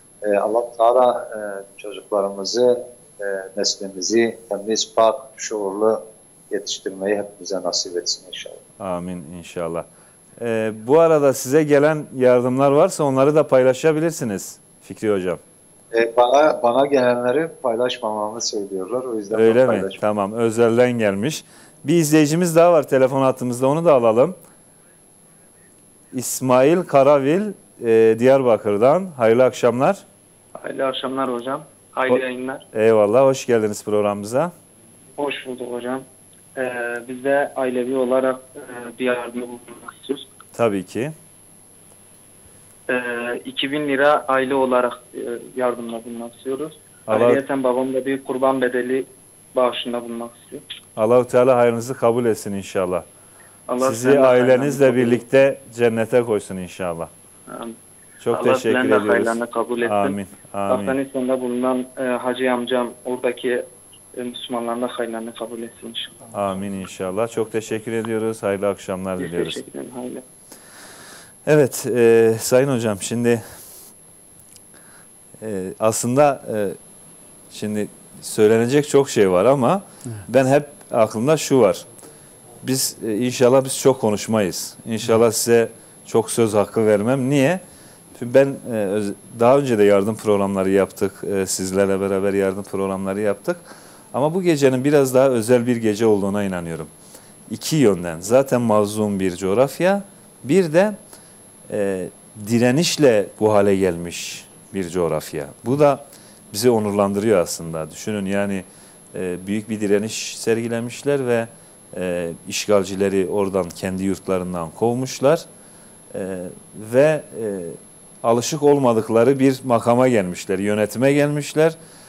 Oradaki askerler, işte kolluk güçleri maaşsız işte askerlik yapıyor, devletlerini korumaya, milletini korumaya çalışıyor. Devlet yöneticileri belki maaşsız çoğu çalışıyor, israfı önlemeye çalışıyorlar. Yani bu açıdan da değerlendirdiğimiz zaman aslında hem siyasi hem de duygusal yönden değerlendirdiğimizde iki yönlü olarak Afganistan bu gecemiz olsun. Ama sadece bu gecemiz olmasın değil mi? Yani biz bir geceye sığdırmayalım. Yani bundan sonra da Afganistan yine aynı Afganistan olacak ve yine yardımlarımızı bekleyecek, öyle değil mi? İnşallah yani her zaman bunu konuşmamız lazım. Konuşmaya da devam edeceğiz. Hı hı. Yani bunu konuşmalıyız. Evet. Bu çok önemlidir. Eğer biz konuşmasak, gündem etmesek bu Müslümanlar belki gündeme gelmeyeceklerdir. Evet. Belki şu anda Müslümanlar dünya geneli olarak bir imtihan içerisindedirler. Evet. Şimdi buradaki Müslüman kardeşlerimizi unutursak Allah muhafaza belki bir vebal içerisine girmiş olacağız. Ama inanıyoruz ki ne zaman Müslümanların başına bir bela, bir musibet geldiğinde, Müslümanların yani hiç fark etmez dünyanın neresinde olursa olsun bir ihtiyaç hasıl olduğunda, başlarına bir musibet geldiğinde dünyanın diğer tarafındaki Müslümanlar da o oranda harekete geçiyorlar. Evet. Bu elhamdülillah bu Müslümanları sevindir ve bizleri sevindiriyor. Şu anda gecenin bu saatinde eğer küçücük çocuklar yatmamışsa, bu programı izliyorlarsa, harçlıklarını, kumbaralarını bağışlayabiliyorlarsa bu ümmet Allah'ın izniyle daha dipdiri ayaktadır demektir. İnşallah. Biz de her zaman Müslümanlar olarak ayakta kalması gereken Müslüman kardeşlerimizi tutarız, kuvvet veririz. Onun düşmemesi için inşallah elimizden ne gelirse yapacağız. Maddi, manevi olarak. İnşallah. Ayağa kalkmaya çalışan Müslüman kardeşlerimizin elinden tutup onları Allah'ın izniyle kaldıracağız. Müslümanlar bugüne kadar hep kaldırmışlardır, hep sahip çıkmışlardır. Yani bu konuda elhamdülillah Müslümanlar hep var olmuşlardır. Eyvallah. Biz tabii ki Müslümanların başına bir musibet gelmesini istemiyoruz. Müslümanlar her zaman rahatta olmasını diliyoruz. Şimdi Afganlı bir yetkili şunu söylüyor, ben istersen o sözünü söyleyeyim. Buyurun. Diyor ki onların uçaklarına, tanklarına rağmen Allah'ın izniyle imanımız galip geldi. Evet. Yani bu çok önemlidir. İman varsa imkan vardır. Evet. Dolayısıyla şunu da söylemek istiyorum. Tabii ki bu işte küçük kardeşlerimiz olsun, diğer hayırseverlerimiz olsun, diğer duyarlı bacılarımız olsun, kardeşlerimiz olsun. Yani bir kuruş bile olsa bu çok önemlidir. Aynen. Bugün belki oradaki Müslüman kardeşlerimizin bir kuruşa ihtiyaçları vardır. Evet. Yani bize az gelebilir ama onların nazarında onlardan çok olabilir. Aynen. Şimdi bunlar hepsi değerlidir. Ama belki birkaç sefer tekrar ediyorum ama yine ben tekrar etmek istiyorum. Varlıklı, hayırsever kardeşlerimiz çoktur. Belki buradan birkaç şey çıkar, oradaki birçok ihtiyacı karşılayabilirler. Evet. Yani neticede bir müddet önce bir kardeşimiz aradı, 200.000 TL bağışladı. Evet. Yani bu kardeşimizin buna imkanı vardır, gücü vardır. Bunun gibi Türkiye'de binlercesi vardır. Evet. Yani bu kardeşlerimiz biraz daha duyarlılık gösterip İnşallah. çok şey yapabilirler. Yani İnşallah. çok şey Bizim de beklentimiz odur. Evet. Batman'dan Tuğba kardeşimiz telefon hattımızda. Hayırlı akşamlar. Selamünaleyküm. Aleykümselam ve rahmetullah. Tuğba bacım hoş geldin programımıza. Ben Batman'dan Tuğba Turan. Evet Tuğba bacım buyur. Neler söylemek istersin? Bu seneki 500 TL bayram elbisenin parasını Afganistan'daki kardeşlerime başlamak istiyorum. Evet bu seneki elbise paranı. Bayram. 500 TL. 500 TL bayram harçlığı mı, bayram elbise parası mı? Ben anlamadım. Bayram elbise parası. Evet. Bu bayramda diyorsun ki ben de elbise giymeyeyim, bunu kardeşlerime infak edeyim. Allah-u Teala hayrını kabul etsin. Tuğba bacım çok teşekkür ediyoruz. Allah'a emanet ediyoruz seni. Allah razı olsun. Eyvallah cümlemizden. Süleyman Çelik Diyarbakır'dan hayırlı akşamlar. Süleyman Çelik kardeşim duyabiliyor musun beni? Evet. Hattan düşmüşler. Şimdi biz burada saatlerimiz gece yarısını gösteriyor. Bir 5 dakika var ama Afganistan'da saatler 2.30'u herhalde gösteriyor değil mi Fikri Hocam? Şimdi aramızda 1 saat 40 dakika falan. Tamam. Sizin için çok geç Telefona oldu. Telefona bakamıyorum saatin kaç olduğunu. Anladım. Sizin için çok geç oldu. Biz sizden son sözlerinizi alıp isterseniz sizi uğurlayalım. Bir iki şey söyleyeceğim. Tabii ki buyurun. Konuşmalar arasından geçtiği için şey yapacağım. Hı hı. Yine geçen bir yetkiliyle görüşmüştüm. Şöyle bir ifade kullanmıştı. 12 yıl Guantanamo'da kalmış, 6 yılda Kabil'de, toplam 18 yıl İslam devleti nasıl yönetilir, idare edilir diye 2 ciltlik bir kitap yazdığını söylemişti bize. Dolayısıyla hani belki anlatılırken, ifade edilirken öyle söylenmedi ama yanlış anlaşılmasın diye söylüyorum. Evet. Bu kardeşlerimizin ülke idare edebilme noktasında birikimleri, bilgileri çok üst düzeydedir. Evet. Belki maddi imkanları olmayabilir bunu hayata geçirebilmek için ama çok donanımlı ve çok etkili kişiler. İkincisi de şöyle, hani yorgunlaşmış bu halk için belki söylenebilecek bir şeydir. Ama gördüğüm kadarıyla buradaki mücadele eden kardeşlerimiz yorulmuşa benzemiyorlar. Evet. Hatta biz geçen gün deprem bölgesine giderken saat 3'te ezan okunuyor burada, sabah ezanı. Biz 3.30'da yola çıktık. Gidip mesela deprem bölgesinde işte erzakların hazırlanması, kamyonlara yüklenmesi, orada dağıtılması, daha sonra tekrar 3-4 köy gezildikten sonra geri döndük. Yani 25 saat falan bir kardeşimiz hem o aracı sürdü hem bize şeylerde devam etti. Ama yani böyle insan biraz yorulduğunu göstermez mi? Ya da böyle biraz ya işte bu kadar iş üst üste bir seferden o yani görseniz bir gün daha devam etsek edecekler yani. O yüzden aynen. o şevki onlarda görmek mümkündür. Evet. Onun dışında da inşallah bu kardeşlerimiz bu işlerin hani 100 yıldır tahrip edilmiş, yıkılmaya çalışılmış bir ülke var. Bir 6-7 yıldır gelen, bunu imar etmek için gelen kardeşlerimiz var. Maddi olarak elbette ki ihtiyaçları vardır. Bizler de üzerimize düşen görevleri mutlaka yerine getirmeliyiz. Ama bu kardeşlerimiz hiçbir zaman mücadeleyi terk etmeyecekler ve bu Afgan halkının daha huzurlu, daha refah düzeyini yükseltecek çalışmalar yapacaklardır. İnşallah. Son bir şey bitireyim inşallah. Şimdi bizim endişelerimiz farklıdır. Yani Afgan halkını, Afganistan'ı bugün idare eden insanların endişesiyle bugünkü bizim yani diğer İslam'ın diğer ülkeleri ve diğer halklarının endişeleri farklı.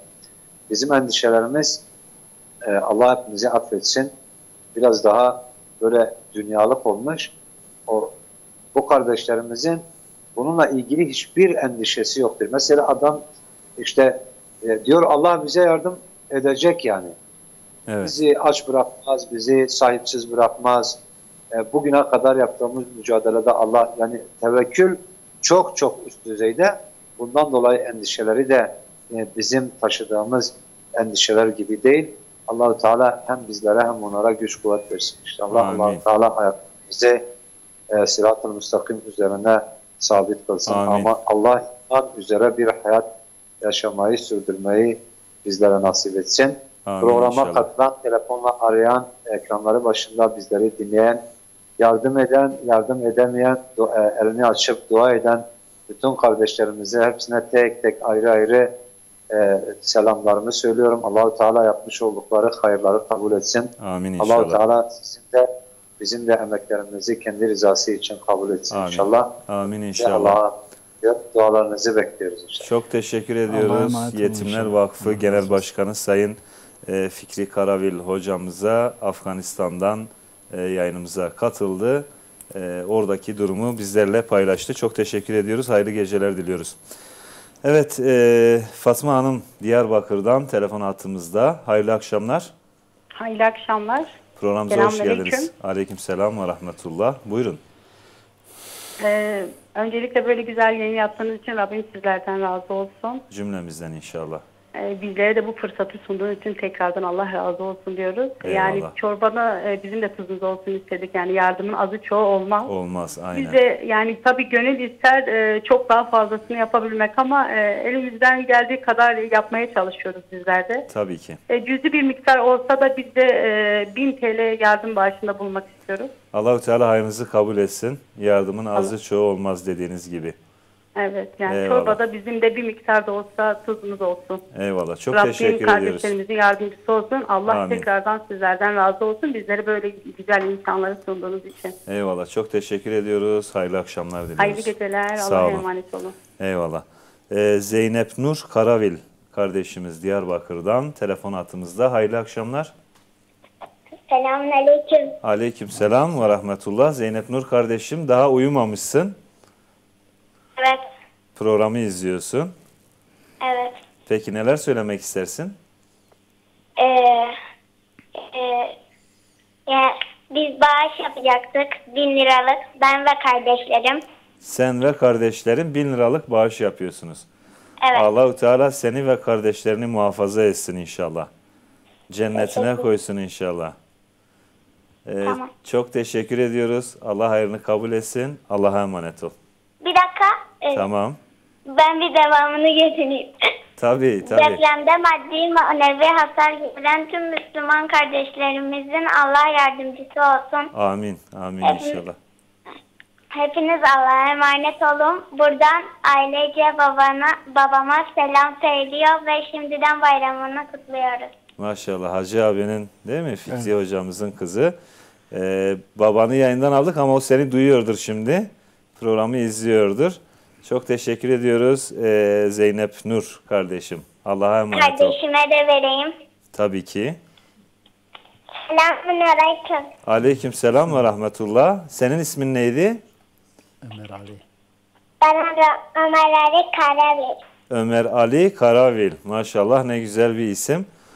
Ömer Ali sen neler söyleyeceksin bize? Herkes Müslümanlara yardım etsin. Herkes Afganlılara, Müslümanlara yardım etsin. İnşallah. Şu anda herkes sesini duyuyor. Ömer Ali kardeşimizin sesini duyuyorlar. İnşallah herkes yardım edecek. Allah'a emanet olun. Sen de Allah'a emanet ol. Rabbim seni star etsin, korusun, muhafaza etsin inşallah. Evet, şimdi her başlangıcın bir de sonu vardır değil mi? Biz de yavaş yavaş sona doğru yaklaşıyoruz ama gelen iki tane videomuz da var. Evet, daha o videolar var. Onları da yayınlayacağız. Daha Mikail ve İsmail abilere döneceğiz. Belki sizden gelenler var. Ama sona doğru sanki bir yaklaşıyoruz. Tabii şöyle bir durum var. Yani biz program katılım oldukça sabaha kadar da burada otururuz inşallah. Bir sıkıntı olmaz. Az önce değerli başkanımın dediği gibi yorulmak yok. Yok. Yorulmayacağız. Evet. Bir de biz oturarak hani yorulmayız yani. İnşallah. Değil mi? İnşallah. Şimdi aslında bir video izleyelim değil mi? Evet. Acaba sırada hangi videomuz var, veteremiz var? Nevaf Tekruri. Evet. Ona kulak verelim. Filistin alimleri. Bakalım bize neler söylüyor. Buyurun. Başlayalım. Bismillahirrahmanirrahim. Elhamdülillahi Rabbil alemin. Vessalatu vesselamu ala seyyidina Muhammed ve ala alihi ve ashabihi ecma'in. فانطلاقا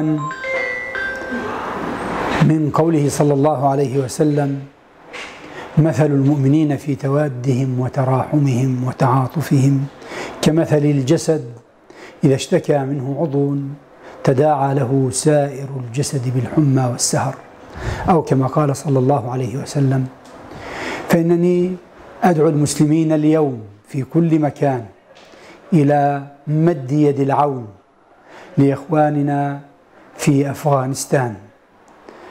هذا الشعب الصابر الثابت الذي من الله عليه بنصره وتأييده على الظالمين والمحتلين وتمكن برباطه وجهاده أن يدحر أعتى قوى الأرض وأن يدفعها عن أرض أفغانستان المسلمة. ولكن ضاقت به الحال وأصبح ذا حاجة ماسة بسبب ضيق أسباب العيش والظروف القاسية التي يعيشها هذا الشعب. لذلك فإن الأمة مدعوة إلى دعمه اليوم وإعانته حتى يتمكن من الانطلاقة ويستطيع أن ينهض من جديد بعد سنوات من الاحتلال والظلم والقهر، لا سيما أن أمريكا خرجت صاغرة من أرض أفغانستان وهي تتوعد وتريد أن تثبت أن المسلمين لا يستطيعوا أن يحكموا بلادهم ولا أن يديروا دولهم. فعلينا أن نبطل هذا المشروع وأن نفشله وأن نثبت وأن نعين إخواننا على القيام على شأن بلادهم، لا سيما بعدما حل في هذه البلاد في الفترة الأخيرة زلزال أضر بها وذهب ضحيته الكثير من الضحايا وكثير من المشردين الذين هدمت بيوتهم، فواجب علينا أن ننصرهم. فمن نصر مسلما كما قال صلى الله عليه وسلم في موضع تجب فيه نصرته أعانه الله سبحانه وتعالى وأيده عند حاجته، أو كما قال صلى الله عليه وسلم. وإخواننا في قافلة الأمل قد انطلقوا بهذه القافلة لجمع الإعانة والمساعدات لهذا الشعب المحتاج لهذه المساعدة، والذي خرج من ظروف الاحتلال قريبا ويحتاج من أجل نهضته إلى عون، فجزاهم الله خيرا. ومطلوب من المسلمين جميعا أن يتعاونوا معهم، فمن لم يهتم بأمر المسلمين ليس منهم، فاهتماما بأمر هذا البلد الأصيل والذي يعول عليه بإذن الله تعالى الكثير بعد أن ينهض وينطلق بعد أن تخلص من عدوه المحتل، أن يكون به نفع بإذن الله تعالى لبلاد المسلمين، فضلا عن أن يقوم على شأن أهل بلده وأن يرتقي به بإذن الله تعالى. ولكنها الخطوات الأولى التي تحتاج إلى تكافل المسلمين جميعا. فيا أيها المؤمنون في كل مكان مدوا يد العون واعينوا إخوانكم في أفغانستان، فهم محتاجون لذلك ونحن محتاجون لعونهم، لأن ارتقاءهم فيه ارتقاء للإسلام والمسلمين. وجزا الله خيرا إخواننا في قافلة الأمل على هذه المبادرة، وندعو المسلمين جميعا إلى إعانتهم من خلال هذه القافلة ومن حيث أمكنهم حتى ينهضوا بإذن الله تعالى. والسلام عليكم ورحمة الله وبركاته. Aleyküm selam ve rahmetullahi ve berekatuhu. Evet, çok güzel temenniler, çok güzel paylaşımlar var. Birkaç veterimiz daha var, inşallah onlara da döneceğiz, onlara da kulak vereceğiz. Ben tekrar size dönmek istiyorum. Böylesi programların, evet, telefon bağlantısı vardı, böyle kesiyorlar arada bir ama kessinler olsun. Hattan düşmüşler herhalde. Böylesi programları daha önce de yaptık, sizler de yaptınız. Faydaları var değil mi? Yani nasıl bir, sizin beklentiniz ne ve o beklentiler karşılanıyor mu? Elhamdülillah, yani genel olarak kardeşlerimiz duyarlı davranıyorlar. Şimdi Afganistan için yaptık. Daha önce Filistin çok zor durumdaydı. Siyonist işgalci devletin saldırısına uğramıştı. Yine halkımız, kardeşlerimiz Filistin'deki kardeşlerimize sahip çıktılar. Suriye'deki kardeşlerimize yine program yapmıştık. Yine kardeşlerimiz sahip çıkmışlardı. Yani elhamdülillah programların faydası çok oluyor. Bugün de şu an zor durumda olan Afganlı kardeşlerimiz var. Ve inşallah onlar için bu programı yapıyoruz.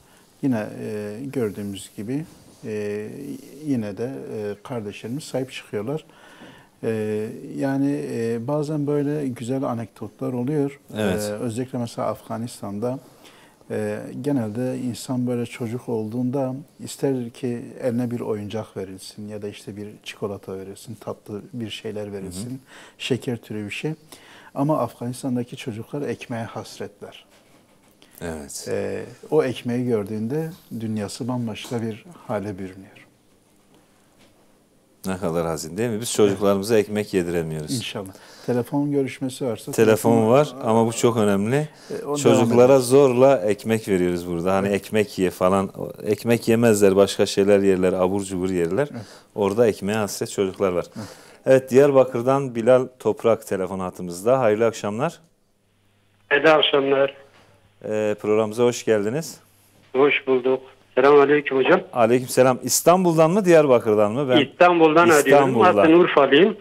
Evet, buyurun. Cengiz abiye, oradaki arkadaşlara çok selam söylüyorum. Aleykümselam. Afganistan'da görevli olan arkadaşlar. Allah hayırlarını kabul etsin. Amin inşallah. Bu mübarek hac günlerinde yapmış olduğunuz bu iyilik hareketini biz de İstanbul'dan katkı vermek için aradık. Eyvallah. Bir Yozgat arkadaşım var.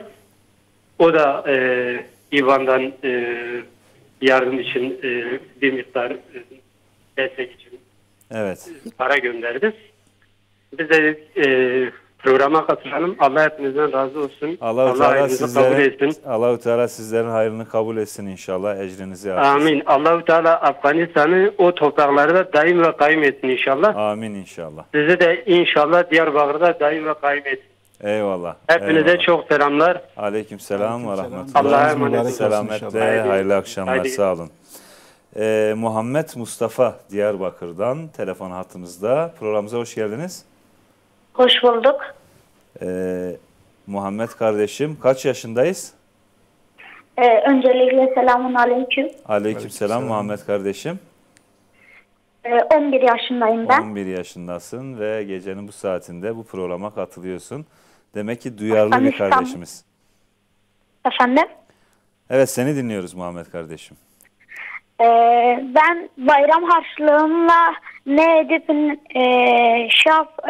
parayı toplamayı, denkleştirmeyi Afganistanlı kardeşlerime vermeyi istiyorum.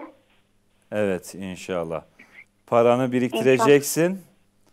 Evet. Bayram harçlıklarını da biriktireceksin inşallah ve Afganistanlı kardeşlerine göndereceksin. Evet. Allah-u Teala şimdiden hayrını kabul etsin. Çok Amin. teşekkür ediyoruz Muhammed kardeşim. Seni Allah'a emanet ediyoruz. Hayırlı akşamlar. Hayırlı akşamlar. Eyvallah. Cümleniz sanki bitmedi. Telefon bağlantısı geldi. Yani ekmekle alakalı çocukların öylesine büyük bir sevinçleri oluyor ekmek gördüklerinde. Şimdi birkaç ay önce bizim ekibimiz oraya gidince orada şöylesine gerçekten de insanları duygulandıran ve belki de hikmetine binaen belki de anlatılması, işlenmesi gereken bir olay yaşıyorlar. Şimdi ekiplerimiz oradaki bir çadır kampa gidiyorlar. Orada ekmek dağıtımı yapacaklar. Ekmek gerçekten de bulamıyorlar insanlar. Orada bir ailenin sadece 3 tane ekmeği var. Çocukları gündüz işe gidiyorlar. Evet. İşe gidince annelerine tembihte bulunuyorlar. Diyorlar ki işte ey annemiz biz işe gidiyoruz. Zaten açlık var. Olabilir ki komşular gelip senden ekmek isterlerse sen onlara bizim ekmeğimizi verme. Evet. Yani yoksa işte bizler gideceğiz, yorulacağız. Gelince belki ekmek bulamayız. Evet. Tabii ki onlar işe gittikten sonra kısa bir süre sonra bir komşusu geliyor. Çocuklarının vaveyla ettiğini, ağladığını ve açlıktan dolayı böylesine artık dayanamadıklarını söylüyor. Ekmek talebinde bulunuyor. Tabii ki annenin yüreği biraz böyle hemen hızlı bir şekilde merhamete geliyor. Diyor ben yani buna dayanamam. Çocukları için ayırmış olduğu ekmekten 2 tane ekmeğini alıp veriyor komşusuna.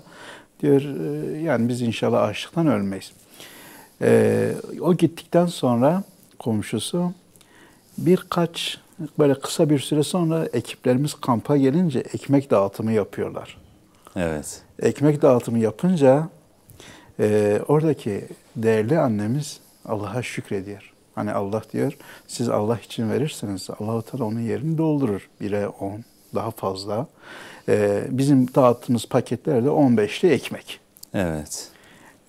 Yani o güzel niyetiyle ekmeğini komşusuna bağışladı.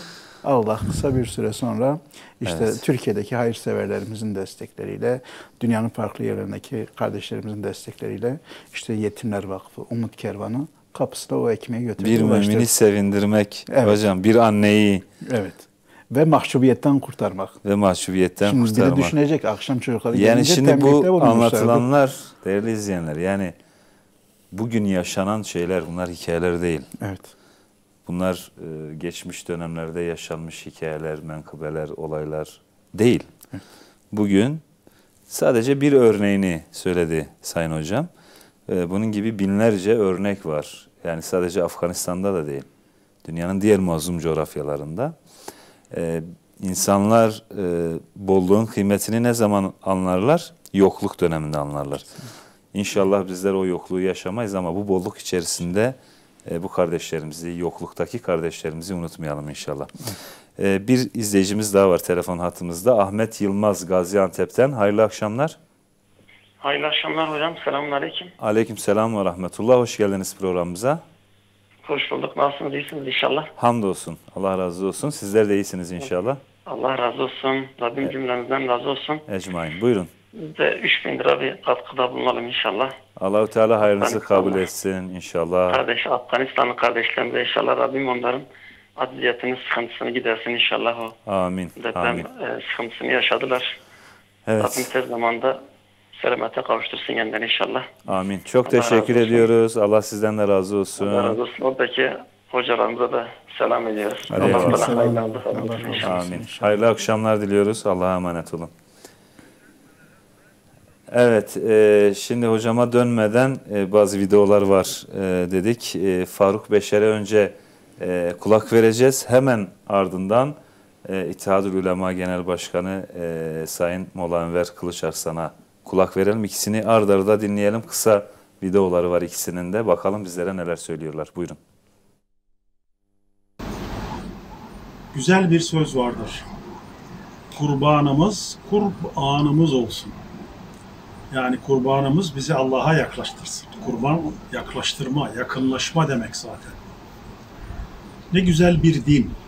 Her fırsatta saliklerine, inananlarına, kardeşlerine, hatta bazı zamanlarda kendi kardeşi olmayan başka inançtan insanlara bile vermeyi, paylaşmayı, bölüşmeyi emrediyor. Vermenin, paylaşmanın çok vesilelerini icat ediyor ve her vesilede farklı bir vermeyi emrediyor. Zekat var, sadaka var, infak var, kurban var, fidye var, fitre var, var da var. Her fırsatta vermemizi emrediyor. Kurban da bunlardan birisi. Kardeşlerimiz, bazı kardeşlerimiz bizim adımıza gidiyorlar Afganistan'da, başka yerlerde kurban alıyorlar, kesiyorlar, dağıtıyorlar oradaki muhtaç kardeşlerimize. Biz de onlara güveniyoruz. Başka güvendiğimiz kurumlar da var.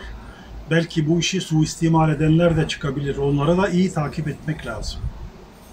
Dolayısıyla bu kardeşlerimize müteşekkiriz, teşekkür ediyoruz. Allah sailerini meşgul eylesin. Amellerini makbul eylesin. Ve günün birinde orada bizim kurbanlarımıza muhtaç olan kardeşlerimiz de artık başkasının kurbanına muhtaç olmaz hale gelsin, ayaklarının üstünde dursun. Allah yaptıklarınızı ve yapılanları makbul eylesin.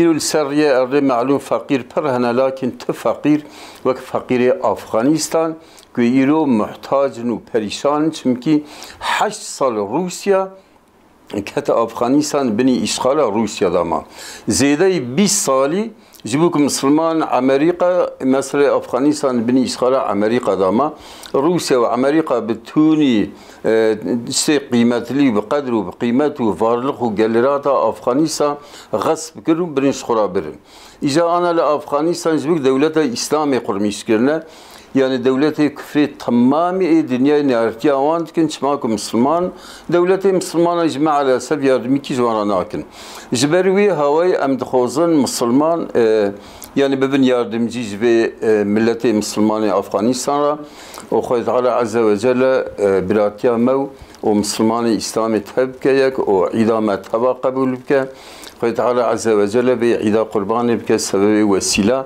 براتيا مسلمانا وياردم كرنا مسلمانا كشبرا ياردم بكن وخصما مسلمان فقير وبريشان راجي ياردم بكن السلام عليكم ورحمة الله وبركاته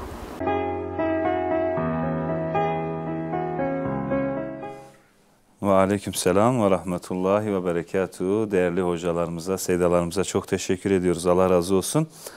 Yaklaşık 2,5 saattir yayındayız ve gerçekten bence bereketli bir program oldu. En azından Afganistanlı kardeşlerimizi hatırladık, durumlarını daha yakından öğrendik, oradan öğrendik, buradan öğrendik. Unutmamak lazım dediniz ya, inşallah unutmamaya da bir vesile oldu. Ben artık son sözlerinizi alacağım. Sayın Cemil Hocam'dan başlayalım. Neler söylemek istersiniz? Hayırseverlerden Allah razı olsun. Emeği geçen herkesten Allah razı olsun. İnşallah farkındalığa, fedakarlığa ve duyarlılığa devam edeceğiz. Devam etmemiz lazım. İnşallah kısmet olur da belki bir yıl sonra, belki bir müddet sonra başka programlar yaparsak Afganistan'ın daha imar edilmiş, daha şartları iyi hale gelmiş, mağduriyeti giderilmiş bir şekilde inşallah göreceğiz. İnşallah. Bunun olması için de Müslümanların fedakarlığına ve duyarlılığına ihtiyaç vardır. Onun için küçüğünden büyüğüne özellikle idareciler, yani Müslüman idareciler, Müslüman iş adamları bu konuda duyarlı olmalı lazım. Özellikle oradaki Afgan halkına, kardeş halka iş imkanları sağlamalar lazım. Yani bu çok önemlidir. Evet. Göktaş hocamızın dediği gibi balık vermek değil, yani işte balık tutmayı öğretmek önemlidir. Onun için oradaki gençlere özellikle iş imkanları oluşturulursa bu çok önemlidir. Tabii ki. Allah herkesten razı olsun. Eyvallah. Dediğim gibi bir sonraki programlarda inşallah daha hayırlı, farklı şeylerle karşılaşırız. Tekrar teşekkür ediyorum. Allah razı olsun. Teşekkür ediyoruz. Allah razı olsun.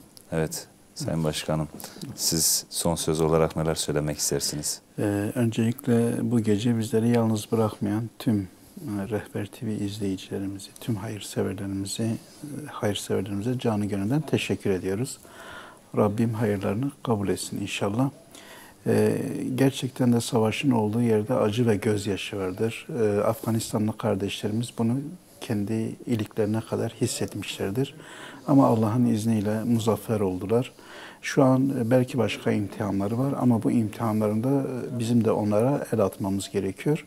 İnşallah bizler Müslüman kardeşlerimizle, hayırseverlerimizle onlara güçlü destek vermeye her zaman onların yanında olmaya gayret sarf edeceğiz. Bunu Kurban Bayramı'nda yapacağız. Kurban Bayramı'ndan sonra yapacağız. Onların biraz elimizden ne geliyorsa yardımcı olmaya çalışacağız. Durumlar İnşallah. Hakikaten gerçekten de içler acısıdır. Mesela oranın şu an en iyi diyebileceğimiz yetimhanesinde günlük bir öğün yemek verilebiliyor. Evet, bir öğün. O da böylesine şartları en güzel olan yetimhane. Ve yine böylesine eğitim, öğretim veren eğitim kurumlarında oradaki çocuklarımız sırt sırta böylesine toplu halde, kalabalık bir şekilde eğitim görüyorlar.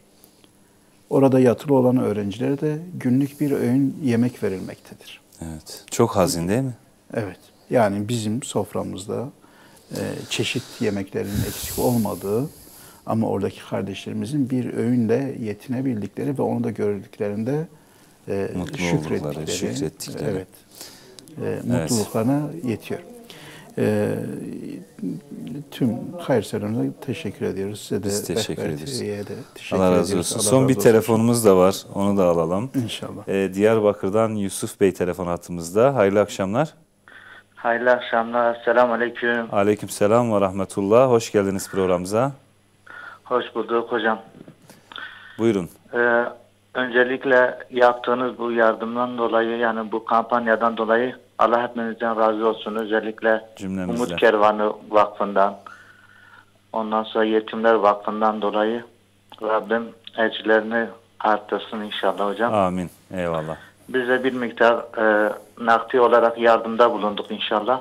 Eyvallah. Eksik olmayın. Rabbim Afganistan'daki o mazlumlara da yardım eder. Sıkıntılarını giderir inşallah hocam. İnşallah. Çok teşekkür ediyoruz. Allah-u Teala halinizi kabul etsin. 2,5 saattir herhalde yayındasınız hocam. Evet. Allah sizden de razı olsun. Rehber TV, özellikle Rehber TV'den ve kardeş radyolardan dolayı. Evet. Allah-u Teala sizden de razı olsun. Allah-u Teala hayrınızı kabul etsin inşallah. Allah sizden razı olsun hocam. Çok teşekkürler. Hayırlı akşamlar. Sağ olun. Evet, son olarak İsmail Dalkılıç ve Mikail Çiftçi abilerimize dönelim. Son durumu da onlardan alıp son sözlerini alalım, bitirelim inşallah. Buyurun. Evet, program boyunca bizleri yalnız bırakmayan tüm hayırsever izleyicilerimize bizler de teşekkür ediyoruz. Bu tür programları, etkinlikleri tabii ki bir yarışmaya da benzetebiliriz sevgili Mehmet Emin. Ancak yarışmaların genelde sadece bir birincisi oluyor. Lakin bu yarışmada yarışmaya katılan herkes birinci oldu. Herkes madalya almaya hak kazandı ve Rabbimizden niyazımız o madalyalar ahirette göğüslerde bir nişan ve cennete de inşallah anahtar olur. İnşallah. Çok teşekkür ediyoruz. Allah razı olsun. Mikail abi? Ben de bu gece arayan ve arayamayan tüm kardeşlerimizden Allah razı olsun ve bu programda emeği geçen yine herkesten Allah razı olsun. İnşallah güzel bir hayra vesile oldular. Allah razı olsun. Hayırlı akşamlar, hayırlı geceler. Çok teşekkür ediyoruz. Allah-u Teala hayırlarınızı kabul etsin. Bu saate kadar burada telefonlara cevap verdiniz. Elbette ki bu hayrın karşılığı da Allah katında yüksektir. Evet, Sayın Başkanıma, Umut Kervanı Genel Başkanı, Umut Kervanı Vakfı Genel Başkanı. Şimdi Umut Kervanı bizde bir artık deyimleşti o yüzden. Umut Kervanı Vakfı ailesiyiz. Evet, aynen. Sayın Cengiz Kurtaran hocama çok teşekkür ediyorum. Allah-u Teala hayrınızı kabul etsin. Böylesine güzel bir programa vesile oldunuz. Yine Yetimler Vakfı İstişare Kurulu üyesi Sayın Cemil Cahit Ünsal abimize çok teşekkür ediyoruz. Allah-u Teala hayırlarınızı kabul etsin. Programın başından neredeyse sonuna kadar Afganistan'da olup programa katkı sunan Yetimler Vakfı Genel Başkanı Sayın Fikri Karavili hocamıza da tekrardan teşekkür ediyoruz. Videolarıyla destek olan değerli hocalarımıza, seydalarımıza çok teşekkürlerimizi sunuyoruz. Allah-u Teala hayırlarını kabul etsin ve özellikle arayıp yardım edemeyip de ellerini, avuçlarını açıp dua eden ve bu saate kadar ekranları başında izleyip destek olan, ayrıca sosyal medya hesaplarından üşenmeyip bu saate kadar desteklerini sunan bütün kardeşlerimize çok teşekkür ediyoruz. Allah-u Teala hepinizin hayrını kabul etsin. Bu gece Afganlı kardeşlerimizle dayanışma, yardımlaşma gecesiydi. İnanıyorum ki güzel bir gece oldu, hayırlı, bereketli bir gece oldu.